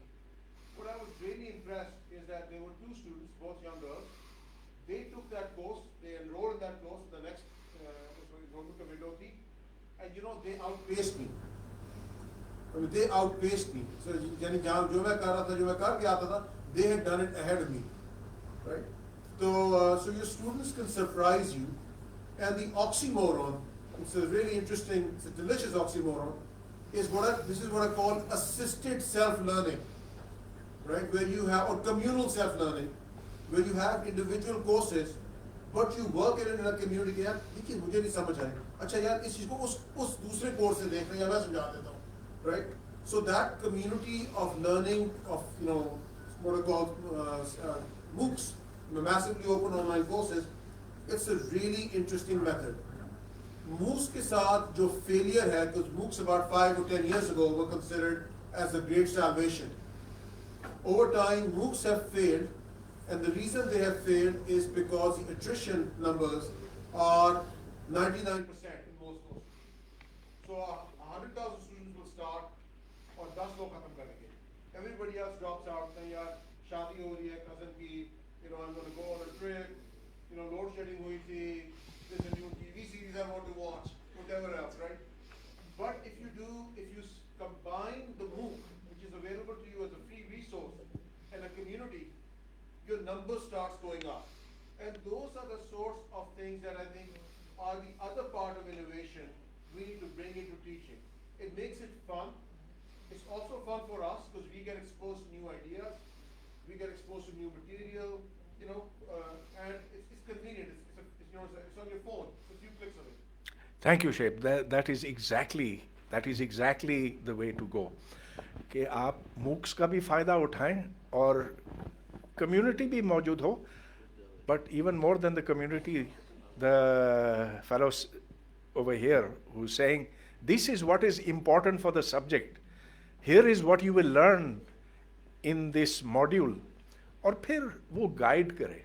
उसका काम होना चाहिए गाइड करना, ये नहीं कि वो ब्लैक बोर्ड पे नोट्स देता जाए. So that is the way to go. एक बड़ी हौसला अफजा बात मैं आपको बताऊं कि एक लड़का एक लड़की जुड़वे भाई बहन लाहौर में, ये कुछ वक्त पहले की बात है, जिस वक्त उनकी उम्र 14 साल थी. They took a quantum mechanics course at Stanford, and when they finished, they actually knew what they should know at the age of 20. तो वो बच्ची और वो बच्चा 14 साल उम्र, उन्होंने ये ऑनलाइन जाकर शौक से सीखा और कामयाब हुए. तो अगर किसी को शौक हो तो वो खुद से भी सीख सकता है, लेकिन और बेहतर होगा अगर टीचर भी मौजूद हो जो कहे कि अच्छा अब तुम्हें एग्ज़ाम भी देना है, वो तो दे, वो MOOCs वाला तो दोगे, लेकिन क्लास में भी दोगे. दैट विल डबली रीइंफोर्स, क्योंकि वो तो आपको करना होगा, क्योंकि डिग्री आपकी होगी इस यूनिवर्सिटी की. आप ही के यूनिवर्सिटी के सदर चार्ल्स वेस्ट साहब ने एक बहुत ही इंटरेस्टिंग मजमून लिखा था. There was a study done by the National Academy of Engineering about 15-20 years ago, and they published 2 books out of it. One was called The Engineer of 2020. I mean, it's interesting we're sitting in 2021 now. So this is 15-20 years ago. But the second book was actually even more interesting. It was Educating the Engineer of 2020. How do you go about doing it? So this is the one essay from Charles West in there, and he says that we used to have the sage on the stage, the person who had, the storehouse of knowledge. And that is now going to transform into the guide on the side. The role of the teacher is no longer the sage on the stage, because every student's mobile phone has better sages available. What the students still need, jo aapne baat ki, are guides. So for a guide, to kehte yaar ye to zindagi aasan hogi. Actually nahi. अगर आपको उस चीज की खुद समझ नहीं है, अगर आपको उस चीज की वैल्यू का नहीं पता कि किस चीज को अहमियत बढ़ानी है, किसको कम करनी है, तो आप किसी को गाइड करने के लायक नहीं है. हम जो बात कर रहे थे आज पहले कंप्यूटर चिप डिजाइन की, हमारे यहाँ कंप्यूटर चिप डिजाइन शुरू हुआ, स्टूडेंट्स ने चिप डिजाइन किया, उसको वेरीफाई किया गूगल ने. Google is funded on chip design in a competitive arena, right? And it goes and gets validated. Someone who's never actually designed a chip and has been teaching chip design for 20 or 40 years, how relevant are they as opposed to someone who's actually physically designed a chip or designed a chip that's been manufactured? So there is, as I said, there's this cataclysmic changes in this entire landscape. There are new paradigms arising every day. Right? And that to me is the most exciting part of the opportunity of UITU, is that how do we tap into it? Yes, we have the regulator and we have PEC and NCAC and the National Business Accreditation Council, God knows what. But even within their constraints, if you have a sense of adventure, and that is really, if you have a sense of adventure, if you have a sense of playfulness, the role of play is so important. You learn the most when you're playing. That's why play is so important for kids, right? If you make education communicate, the way you interact with the students, an act of play for you. It's an A, it becomes joyous, and your effectiveness goes up. So my question is this, to both of you, what you said. मेरा ख्याल है उधर पीछे से सवाल एक है। Second, हाँ, sorry, अगर मेरा सवाल ये है कि इतने अच्छे आइडियाज हैं, इसको भी अमल करना है, इसको we have to put into practice. This is the challenge for you and for Inshallah. Okay, so we have one of our faculty members. Sir काफ़ी इंतज़ार करना पड़ा, तो मैं यही चाहूँगा। आवाज़ आ रही है मेरी? नहीं आ रही। पूछा हुआ lecture लो आज follow.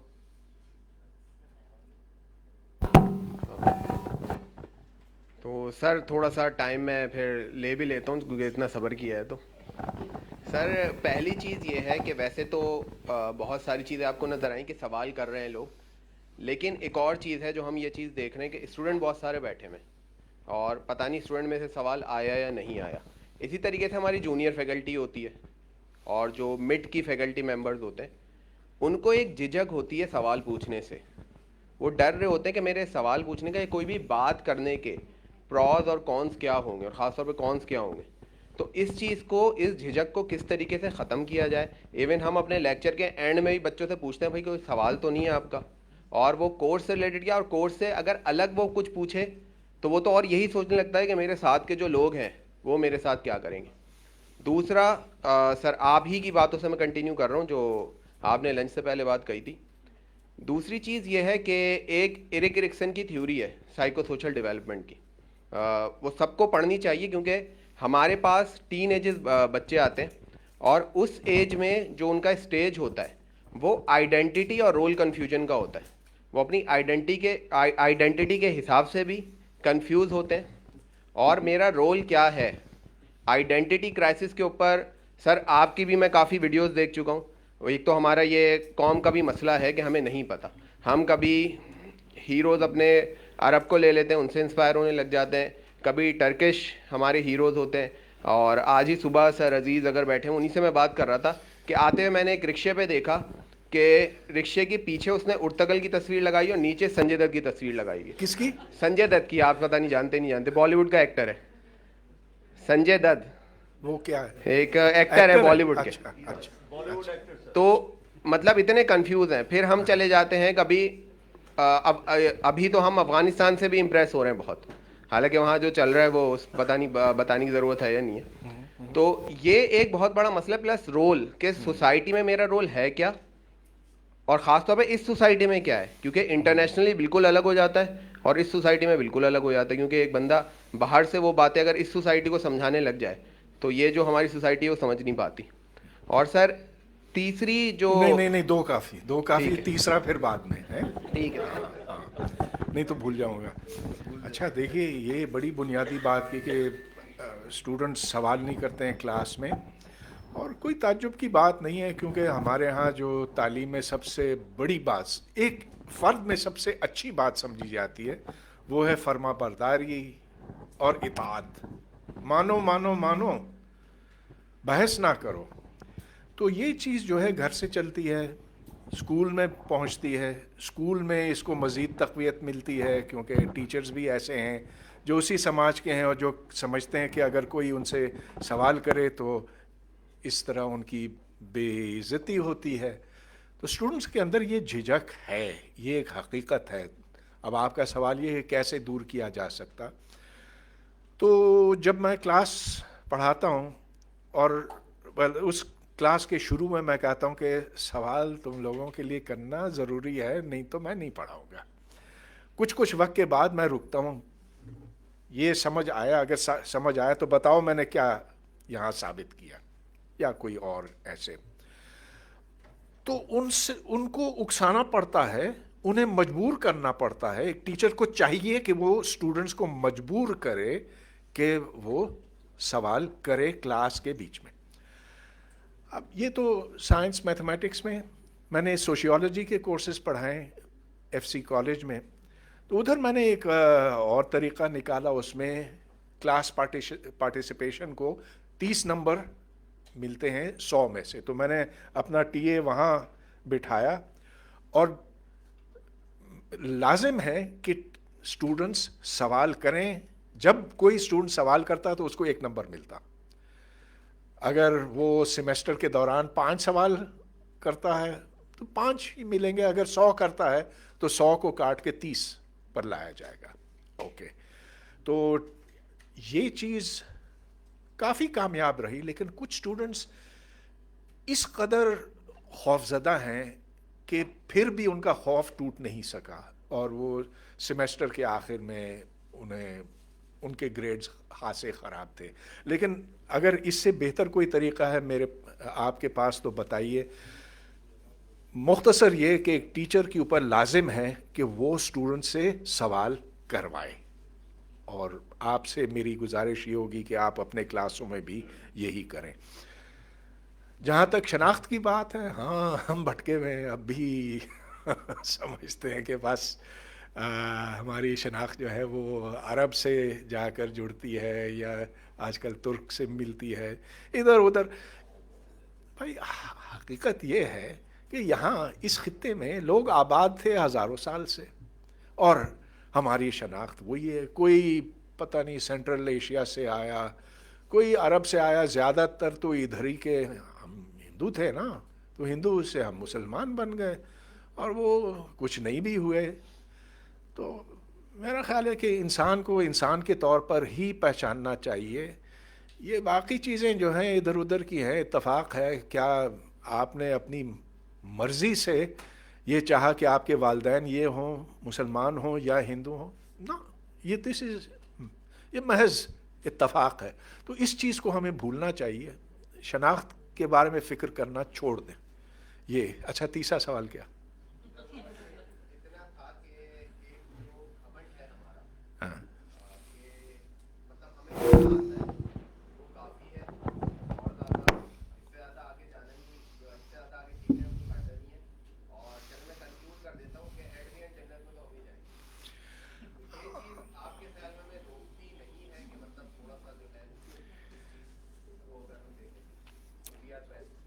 اگر آپ سمجھتے ہیں کہ دنیا کے تمام لوگوں سے آپ سب سے بہتر ہیں تو بس پھر سوچتے رہیے.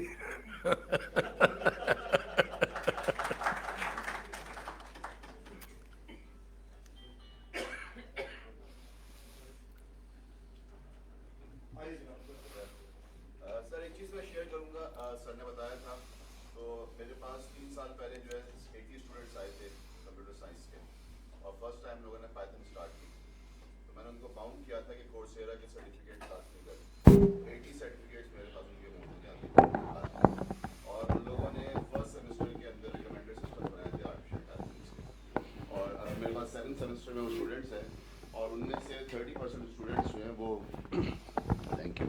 30% اسٹوڈنٹس جو ہیں وہ خود فری لانسنگ میں کام کر رہے ہیں, اور ہر ایک جو ہے ایٹ لیسٹ 70,000 روپیز ارن کر رہا ہے. ٹھیک ہے, تو دس از اچیومنٹ فار دا اسٹوڈنٹس کہ انہوں نے کام کیا. سیکنڈلی, آج ہم UIT بنا رہے ہیں, UIT یونیورسٹی. اوکے, آج ہم UIT یونیورسٹی بنا رہے ہیں, تو مجھے یہ بتائیے کہ ہم آپ جیسی پرسنالٹی کیسے ڈیولپ کر سکتے ہیں اسٹوڈنٹس کی؟ نہیں, یہ میرا کام تو نہیں ہے. آپ بتائیں گے سر, ہاؤ یو آر سکسیسفل. بھائی دیکھیے, جو بات آپ نے پہلے کی نا کہ انہوں نے پائتھن کے سرٹیفکیٹس کیے, اور اس سے ان کی آمدن, ان کی ملازمت کے چانسز بھی بہت بہتر ہو گئے. تو اصل بات یہ ہے کہ جو کاغذ کا ٹکڑا کسی کے ہاتھ میں ہوگا وہ کوئی معنی نہیں رکھے گا. اصل چیز یہ کہ اس کے ساتھ کتنی تعلیم, کتنا علم منسلک ہے, کتنا ہنر اس کے ساتھ جڑا ہوا ہے. یہی طریقہ ہے جس سے یونیورسٹیوں کی ساکھ بنتی ہے, اور جس سے یہ پتہ چلتا ہے کہ وہ اچھی یونیورسٹی ہے, وہ اس سے کم ہے, وہ 2 نمبری ہے. آخر ایسے ہی ہونا ہے. اور خاص طور پر اگر آپ مشرق وسطیٰ میں دیکھیں تو ادھر تو یہ نہیں دیکھتے کہ ڈگری کیا ہے, یہ کہ کام کر سکتے ہو کہ نہیں.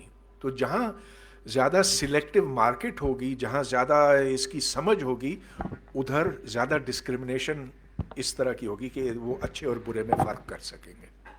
اور ہمارے بہت سے اسٹوڈنٹس, ان کی خواہش یہ ہوتی ہے کہ وہ باہر جا کے ملازمت کریں اور کہ باہر ہی رہ جائیں, لیکن कुछ कामयाब होते हैं, कुछ नहीं होते. जो just to give you I sign leaving certificates for students. Was very happy. 2 of my students came in. They've just finished their studies. They don't have their degree yet. Convocation नहीं हुआ. तो both of them are working in the same company. एक की 75,000 तनख्वाह है और एक की 95,000 है. कहते हैं कि सर लेकिन हमारी असल कमाई तो फ्रीलांस से होती है. तो मैंने कहा कितना कमाते हो? तो कहते हैं sir we're comfortably crossing $3,000 a month. So they are making 6 lakh rupees a month, not 60 days out of UIT. So of course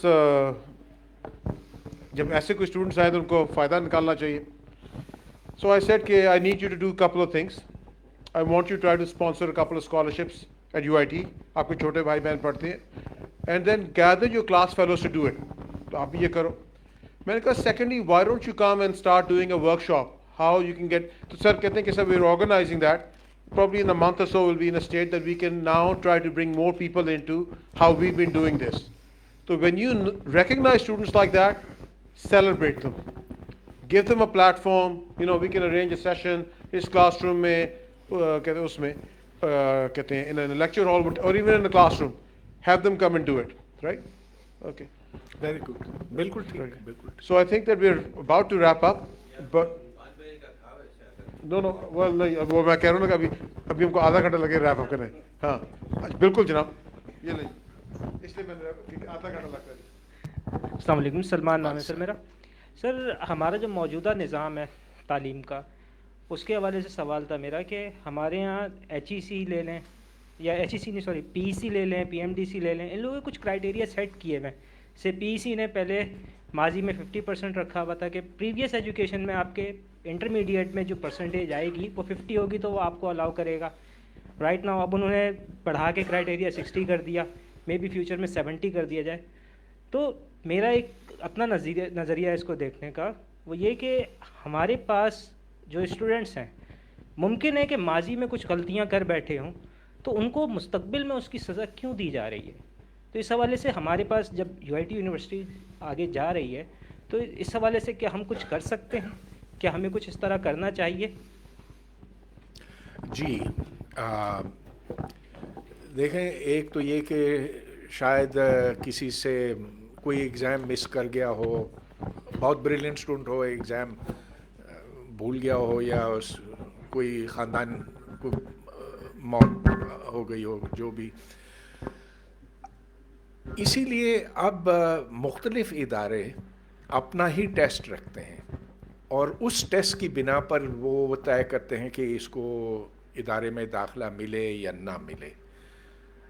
UIT को भी यही सोचना पड़ेगा, अगरचे ये है ख़ासा वक्त तलब काम और मेहनत तलब काम है, लेकिन इसके अलावा मेरे ख़्याल है और कोई तरीक़ा बनता नहीं है अच्छे स्टूडेंट्स के चुनाव के लिए.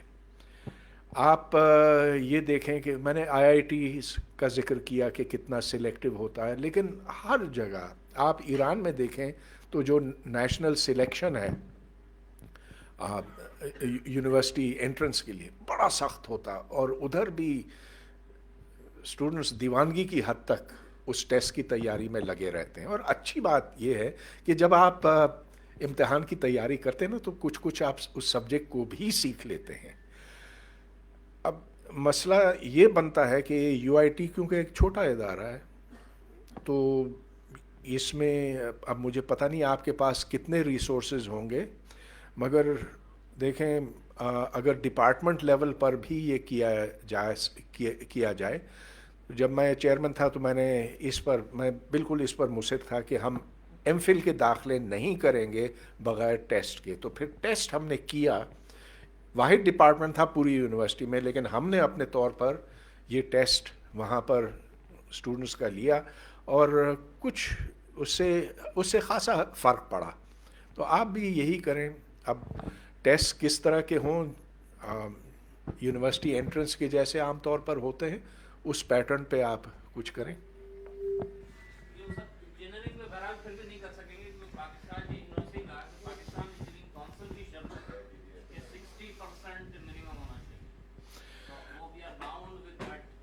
अच्छा चलिए, अगर आपके पास ढेर सारे एप्लीकेंट्स हैं जो इस कट से ऊपर हैं, तो फिर उनमें से अगर चुनना पड़ा फिर आप ये कर सकते हैं जी।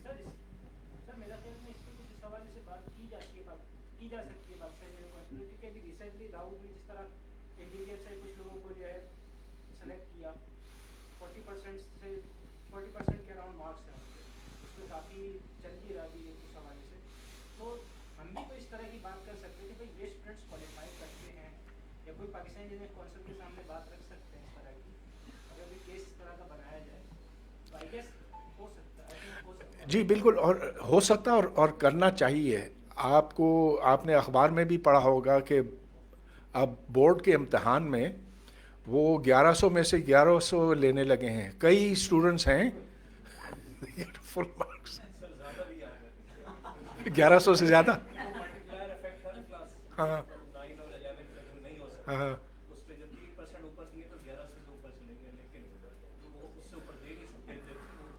सर आप सवाल सर नहीं सर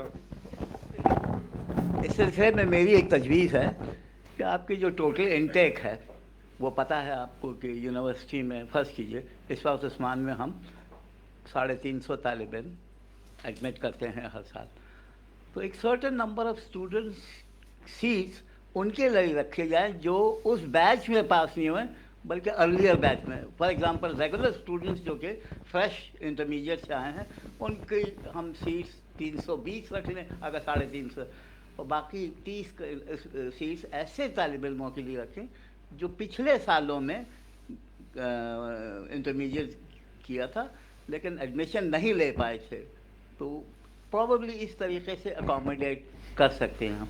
लेकिन अगर आप जनरल उसमें रखेंगे तो कभी भी वो पुराने ग्रेजुएट्स जो हैं वो फिल इन नहीं होंगे। बिल्कुल जैसे आप फरमा रहे हैं कि एक ज़माना था जब मैं पढ़ा था तो मेरे पूरे स्कूल में सिर्फ एक सेंट पैट्रिक से मैंने मैट्रिक किया था, सिर्फ एक फर्स्ट डिवीज़न था और इत्तेफाक से मैं था। इसी तरीके से इंटरमीडिएट में मैक्सिमम जो नंबर्स आए थे वो 68% थे, और अभी मेरी नवासियाँ पढ़ रही हैं वो 89% के ऊपर इंटरमीडिएट का उनका रिजल्ट आया है। तो मैं समझता हूँ कि वो पिछला कोई जो होगा वो यकीनन लेसर नंबर पे ग्रेजुएट हुआ होगा। तो अगर आप थोड़ी सी सीट्स उन पुराने बैचेस के तालिब इल्म की रखें तो ये मसला हल हो सकता है। हाँ, मगर इस तरह की लचक पैदा करना ये भी ख़तरनाक है। नहीं अच्छा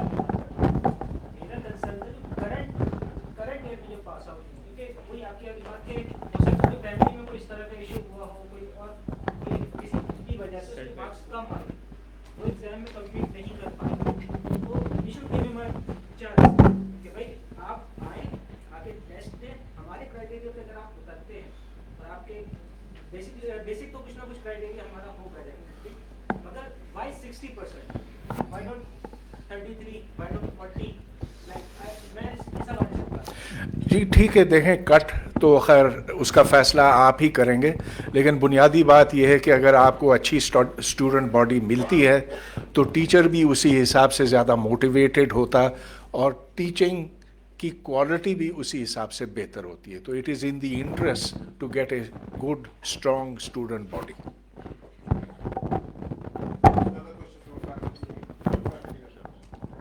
अस्सलाम वालेकुम sir Syed Shahroz. Sir market trends या मार्केट डिमांड को अगर हम देखते हैं कि फॉर एग्जांपल बीइंग यूनिवर्सिटी हम क्या प्रोवाइड कर सकते हैं उन्हें, तो what actually they want is sort of soft leadership. उन्हें सॉफ्ट स्किल के मज़दूर चाहिए अगर हार्श वर्ड में देखें तो, जिनसे वो एक्चुअली अपने विजन के लिए डेवलपमेंट करवाएं, एज टूल यूज़ करें और जो सक्सेस है वो अपने लेवल पे सेलिब्रेट करें। वेयर एज़ एक ग्रेजुएट जो किसी भी लेवल का हो, वो गोल्ड मेडलिस्ट हो या फिर वो उसकी CGPA 2 GPA रही हो, वो उनके लिए काम करता है और फिर वो पूरा अपना लाइफ स्पैन एक कंपनी को दे देता है। वेयर एज़ इस पूरी जर्नी में उसका कोई कंसर्न नहीं रहता कि मैं सोसाइटी के लिए क्या कर सकता हूँ एज अलोन, मुझे और क्या करना चाहिए। उसकी एक ही जंग होती है कि मुझे जिस दिन पास आउट होना है नेक्स्ट डे से अपना بریڈ ون کرنا ہے, بریڈ ونر بنوں میں, اور اس کے لیے بس اس سسٹم کو کریک کرنا چاہتا ہے کہ مجھے جاب کیسے ملے.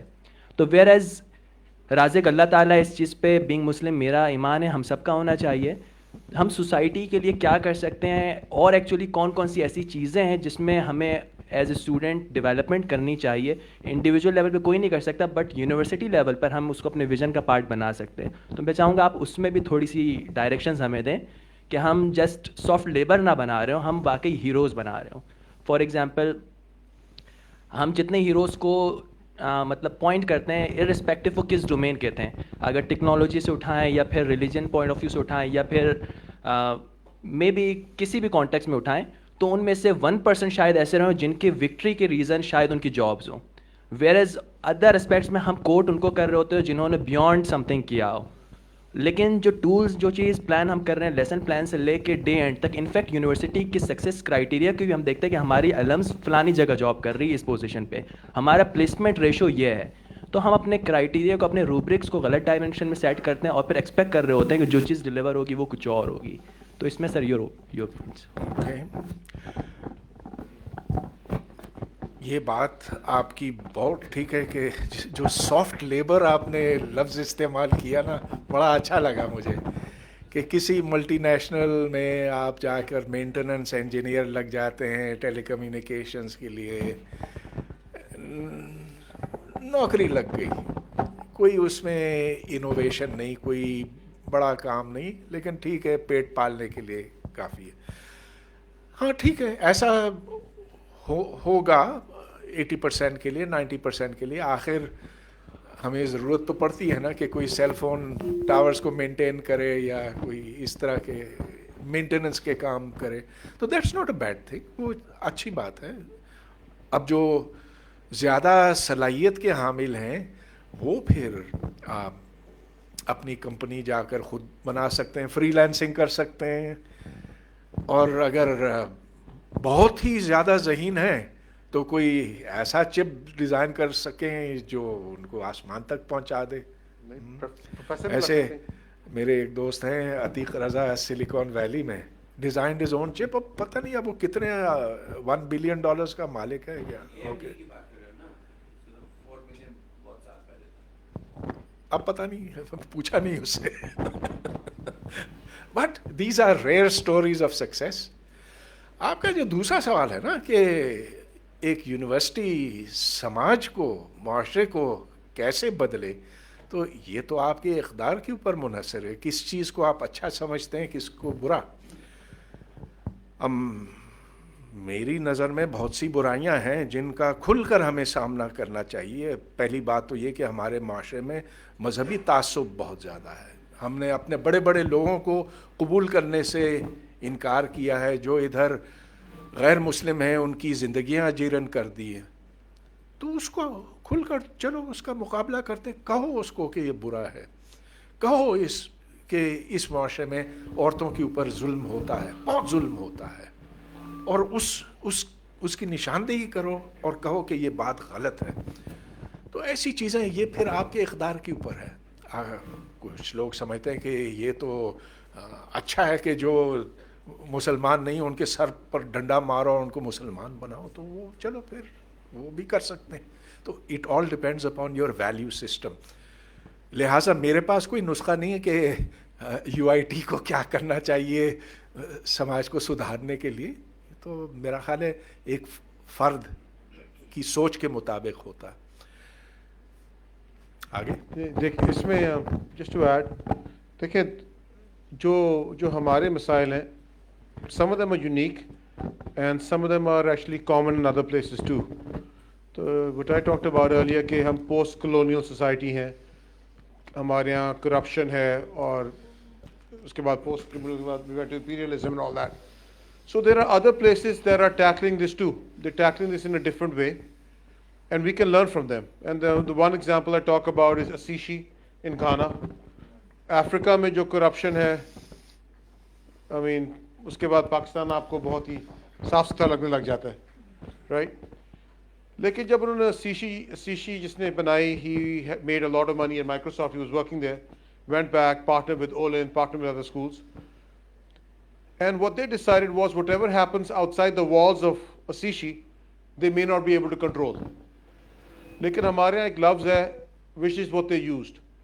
Asishi کے اندر جگہ مقدس ہے. They said کہ we will not tolerate cheating. So one of the most important ceremonies is that when you come in as a student, جس طرح نکاح میں آپ لوگوں کے گواہ کے سامنے سائن کرتے ہیں نا, in front of the entire student body you sign the honor code. And they said کہ look, this is it's our value. It is our core value. Now Asishi is a remarkable university. انہوں نے اپنا بڑا simple بنایا ہوا ہے کہ ہمارا کیا مشن ہے, is to train or is to educate the next generation of African leaders. Will they succeed? I don't know. But at least they have taken a very solid step in that direction. They're putting a solid effort into it. I don't know if you know Marsha Grant or not. Right? So Marsha was there as provost. Right? After, because she'd come to AKU. After Khan, yes. After Khan, she was at FC for a little bit. And then I think she went to Asishi for a little bit. Right? So that's, دیکھیں, تو the thing is کہ میں ابھی چند دن پہلے I was at a Vice Chancellor's conference and I was sitting at a table and what it's sort of surprising, it's shocking کہ how little the academic leadership in Pakistan reads. It's sad. There's some people who do, they're on the ball, they read a lot about it. Lekin people don't know what's happening at Ashoka University in India, right? You know about Ashoka, right? That was another very interesting model. They started a university, they had a lot of US universities as partners, and we want to learn from them. They have this interesting models of centers. So outreach centers, جس طرح doctor عابد کا centre of sustainability ہو سکتا ہے, right, Mahtab کا centre for public health ہو سکتا ہے, یا census studies ہو سکتا ہے. So they have a liberal arts college with these joint centers to go through that. So you don't have to innovate everything yourself, right? جس طرح آپ جب کوئی تحقیقات کرتے ہیں, you look at some research, you look at prior art, you look at literature search. Similarly, there's amazing innovations happening in education today. It's a matter of cherry picking them, right? And this is what these four are like. I mean, جو آج کی جو محفل ہے, it is to ask questions, to get you thinking کہ what do we start doing better to make UIT even a better place? UIT as in UITU now. جہاں پہ ہم کو اپنے کریکولم میں چینجز لانے کی آزادی ہے, right? Shahzad is sitting right there. ان سے میں نے کہا ہے کہ ہمارے جو پاکستان اسٹڈیز کا کورس ہے اس کو دوبارہ ذرا غور سے دیکھو, رائٹ. ابھی آپ کی میں نے اسی طرح سے آپ کے بات کرائی پاکستان اسٹڈیز کی, اور جو آپ سے باری بات ہو رہی تھی کہ Pakistan is an amazing country. It's a live experiment, right? Karachi is a city of 30 million, as you said, the biggest lab in the world.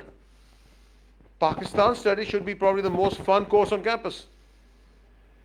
Most people who are taking that in Karachi live in Pakistan, right? I mean, how many times you get to be in the course that you're studying? وہ course ہم نے اتنا dry, اتنا irrelevant بنایا ہے. آپ اس course کو اگر آپ انگیجنگ بنائیں گے, جو انگیجمنٹ کی بات ہے, تو you will get students engage with you. آپ کی ان کے ساتھ ایک رابطہ فرق پڑے گا, رائٹ. ہم کہتے ہیں یہ 2 کریڈٹ کا کورس ہے, گلے سے اتارو. آپ لوگ جب اسٹوڈنٹس تھے آپ نے بھی یہ کیا, رائٹ. ہمارے زمانے میں I saw the era before Pakistan studies. اس زمانے میں ایک کورس ہوتا سیوکس, آپ کو یاد ہوگا. سیوکس ختم ہو گیا, پاکستان اسٹڈیز آ گئی, right. You probably went through civics too, right? Yeah. Civics ہوتی تھی, right? So the thing is کہ this is the kind of things that we were hoping that we will have more discussions. We have an amazing advisory board, right? These are the conversations we want to have with the advisory board, bounce ideas back and forth, right? And move forward. لیکن ایک بات ہے یہاں پہ, صرف engaging کی بات نہیں ہے. یہاں सच बोलने की ज़रूरत है, और वो शायद मुमकिन ना हो, क्योंकि अगर आप उन चीज़ों में पढ़ेंगे तो मुसीबत पड़ जाएगी। ये सवाल पूछना भी खतरनाक है। क्योंकि हमें बहुत झूठ पढ़ाया जाता है, झूठ तारीख में झूठ पढ़ाया जाता। तो अब ये वक्त नहीं है कि हम वो डिस्कस करें कि क्या क्या झूठ हैं। झूठ तो हर मुल्क में पढ़ाए जाते हैं, लेकिन जितना यहाँ पढ़ाया जा रहा है तो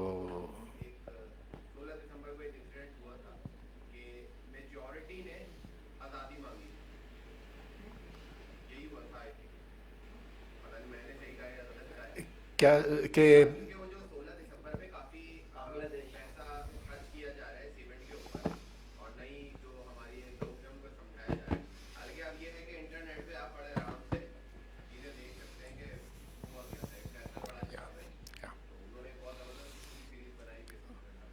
तो अब आप वो चीज़ें एंगेजिंग आप दूर रहें, बेहतर है उससे। देखें, आप जितने भी बात करें, हमारी मुल्क की बात करें, तालीम नहीं है, ये नहीं है, वो नहीं है। एक और मुल्क है जिसकी इकॉनमी भी हमसे बेहतर है, उधर बड़ी अच्छी अच्छी यूनिवर्सिटीज़ भी हैं, ठीक, और वहाँ पे भी ट्रंप जैसे शानदार लोग सदर इलेक्ट हो सकते हैं। Right? I mean, sometimes I think we beat ourselves up too much.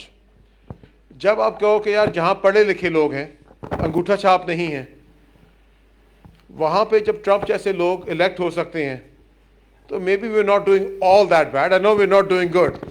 Any thoughts on that?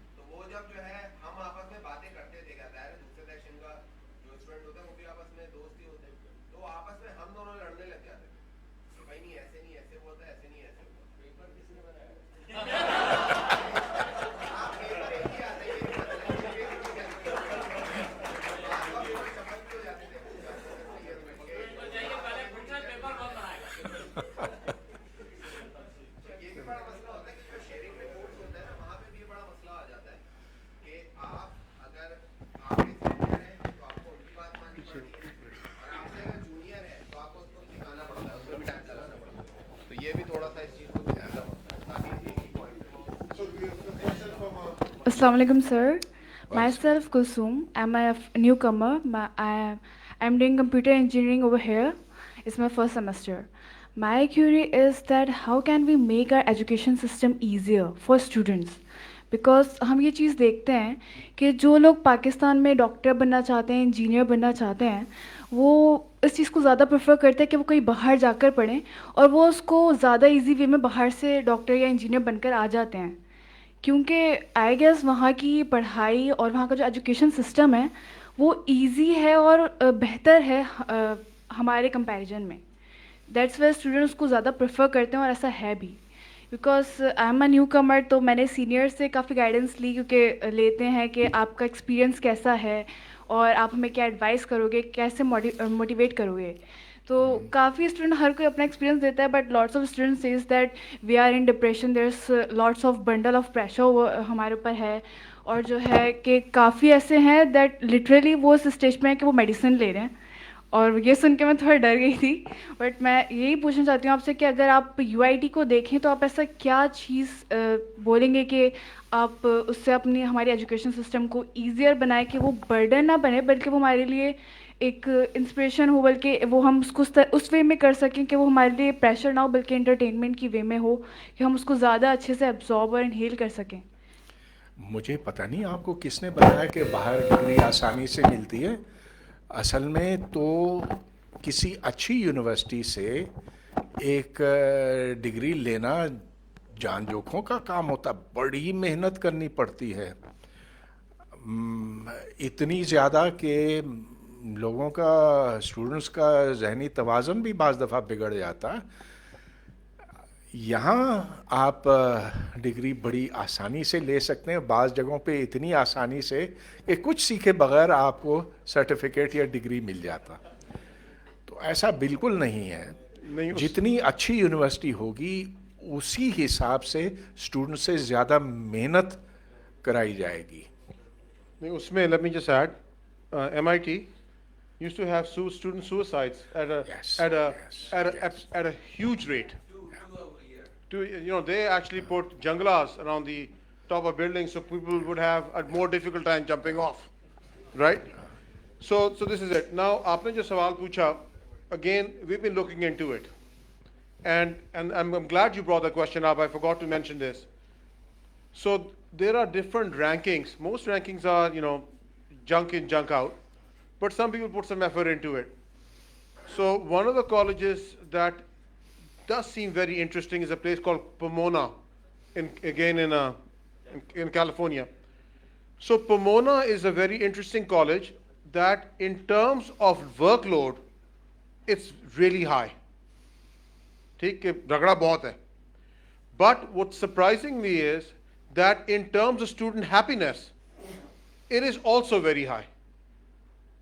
So one of the things that I am extremely curious to learn is that what is their magic mix? वो कौन सा चाट मसाला डालते हैं, right? So in the position that I'm in, this is what I look at. Okay, I know that I can turn the pressure up and I can make the academics more rigorous, but I also have to work about what is the maximum cognitive load you can sustain, semester after semester after semester. What kind of pressures will you be under? So one of the places that I really want to go and learn and possibly spend 2 or 3 or 4 days there and experience and absorb is how does Pomona do it, right? So you look at rankings of highest perceived workload and student happiness, and there are a couple of colleges that are very different. Okay, high workload, Pomona is, again, extremely competitive to get in. Probably, as hard as Williams or Swarthmore or, right, or Cornell or Ivy League school or more. It's that hard to get in. So the students who come there are the best of the best. But the same kind of students will go to other schools and they will not have the same happiness index. They will have the same rigor necessarily. So not everything has to be invented by you. Go learn. And we want to go and learn from those people. So yes, it is an issue for us. Workload here is okay. Sameer, just before let me just add something. एक second, just to follow up on that. देखें, ये सिर्फ बात तालीम के शोबे की नहीं है. अगर आप सनतों में देखें, फैक्ट्रियों में देखें, तो हमारे मज़दूर उस तरह से मेहनत नहीं करते, उस तरह से काम नहीं करते जिस तरह से मिसाल के तौर पे चाइना में करते हैं. अब चाइना ने यहाँ पर इंडस्ट्रीज़ क्यों नहीं लगाई? क्योंकि वो स्किल्स भी नहीं है और वो उस तरह से वो मेहनती भी नहीं है. चाइनीज़ जो है वो सुबह से लेकर रात तक मेहनत करते रहते हैं. यही बात साउथ कोरिया पे सादिक आती है और दूसरे मुल्कों पर. तो हम बहुत आराम से लेते हैं.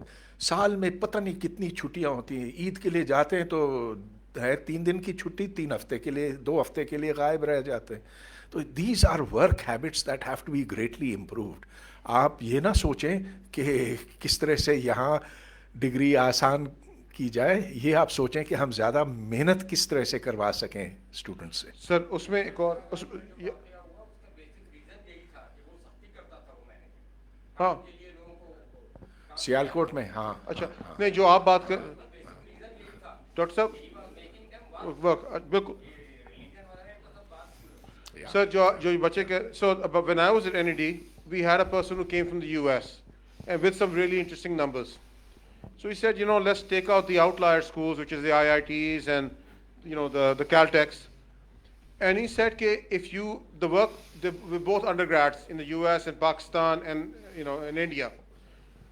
So he actually had done extensive surveys of the number of hours an average student puts in outside the classroom in India and in the US. The difference was almost a 2 to 3x difference. In the US, when you're studying, you put in 2 to 3 times more hours on your own than you do in India. تو اس وقت بلال آپ اس وقت I think this is when Bilal was my student in NED. So we did a similar study for NED, which is a top tier school in Pakistan, and we were just blown away with the numbers. We were about half of India. So we are about a quarter of the workload outside the classroom on a weekly basis than in a middle to good school in the US. And that, so if you think the workload here is high, wait till you get to the US. Then you also have to work and, make your own food. Samir, you want to say something? I have a quick question. Okay, if you had some administrative authority in Pakistan, I know that you don't have, you have moral authority, but you have no. So what changes would you like to see in the system of university education? And we don't have much time, to 5 minutes, 6 minutes, please. Well, it's a very large question. How does one improve university education? First of all, it has to be done simultaneously at all levels of education, because the input comes from the schools and then intermediately the colleges. So you have to have a different philosophy of education, which is that it's about opening the mind, it's not about remembering things, and that is a big, big departure from what exists presently. Then you have to now change the criteria by which you evaluate universities. I've talked about that. How do you do it? You discount publications, PhD production, which are currently the way in which universities are evaluated. Instead, you evaluate teachers by putting them in front of an informed audience. You ask them to explain. You see what their peers think about them. You investigate their impact upon a field.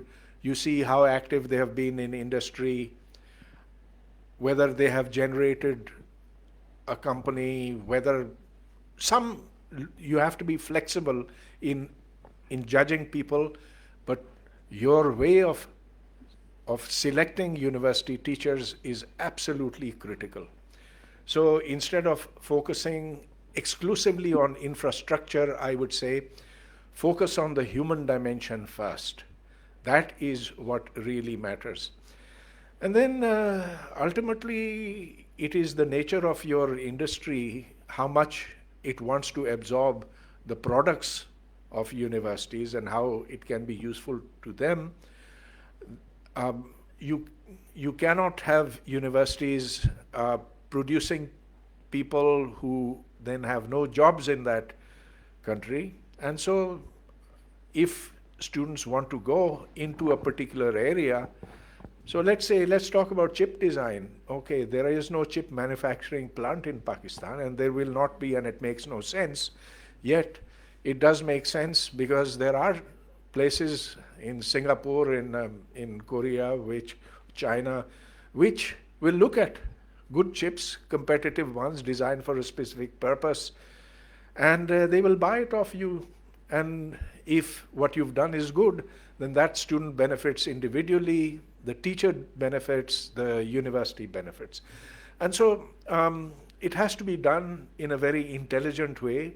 We have to see that now universities, there are 20,000 universities in the world, that their products will be assessed not by the degrees they gave, the pieces of paper they hand out, but according to the more measurable quantities, like who gets jobs where, who makes an impact upon the field, who writes books that are read, who writes papers that actually make an impact. And again, there is a difficulty there because you can have citation cartels. So it's complicated, it's not easy. Focus upon quality over quantity. We have been going in the wrong direction since 2002. It's time to correct that. And every country in the world is making progress, including Pakistan, but some are moving faster than others. Look at the example in Bangladesh, for example, how well are they moving with the world? In some areas they're doing very well. And today we admit it, we have to admit it. But what about education? How well are they doing there? Look at Iran. If you don't want to look at India, don't look at India, look at Iran. Iran is 40 million people. And it's got the whole United States and Israel worried about what it is doing in the Middle East, because it has that inner scientific, technological strength. Nobody is giving it aid like the Chinese are giving us. The Chinese are, maybe they'll sell to everyone, maybe they'll sell a few things to, but Iran is doing it on its own. Why is it doing it on its own? Because it has a very strong mathematics and physics and basic sciences programs, education rather I should say, in its schools, in its colleges and its universities. Today, if you look at Iran's theoretical physicists, I'd say they are very good. Absolutely, Sharif University is very good. And Iran is a closed society, but it's open in other ways. It's remarkably open in terms of how they allow science to prosper. They did not try to Islamicize science. They did not say that there's an Islamic physics or an Islamic mathematics like Ziaul Haq tried to do, and like now Imran Khan is trying to impose upon us. It is, even at the time of the Iranian Revolution 1979 and after that, they allowed the theory of evolution to be taught in their schools. It is being taught in their schools. And that's the kind of scientific openness that we need in order to. So if you want CRISPR technology, if you want to do fun things with stem cells, well, you can do it in Iran, because Iran allows that kind of a solid biology education, which we do not.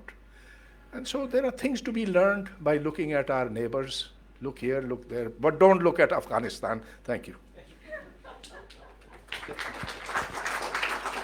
So I request the Chancellor to present a memento to our guest.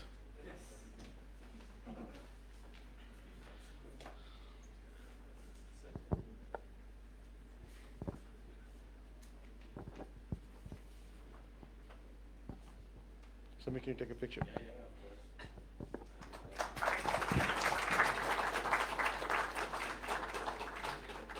All right, somebody's taking pictures, so you need to do it again.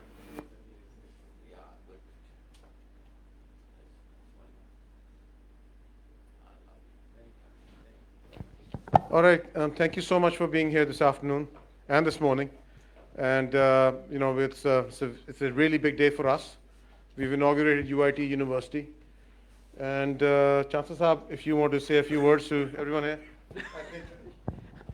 All I want to say is thank you so much for participating, and I think it was a great question in our session, and I'm sure the wisdom that was spoken here would be grasped by the students and the faculty, and we would take advantage of all this great knowledge from Parvez Woodboy Saab. Parvez Saab, thank you so much. Thank you, sir. We have a tea arrangement outside, and prior to that, we have a logo unveiling. Because of the governor's paucity of time, we couldn't do it, so let it be from chancellors. जी जी बिल्कुल आइए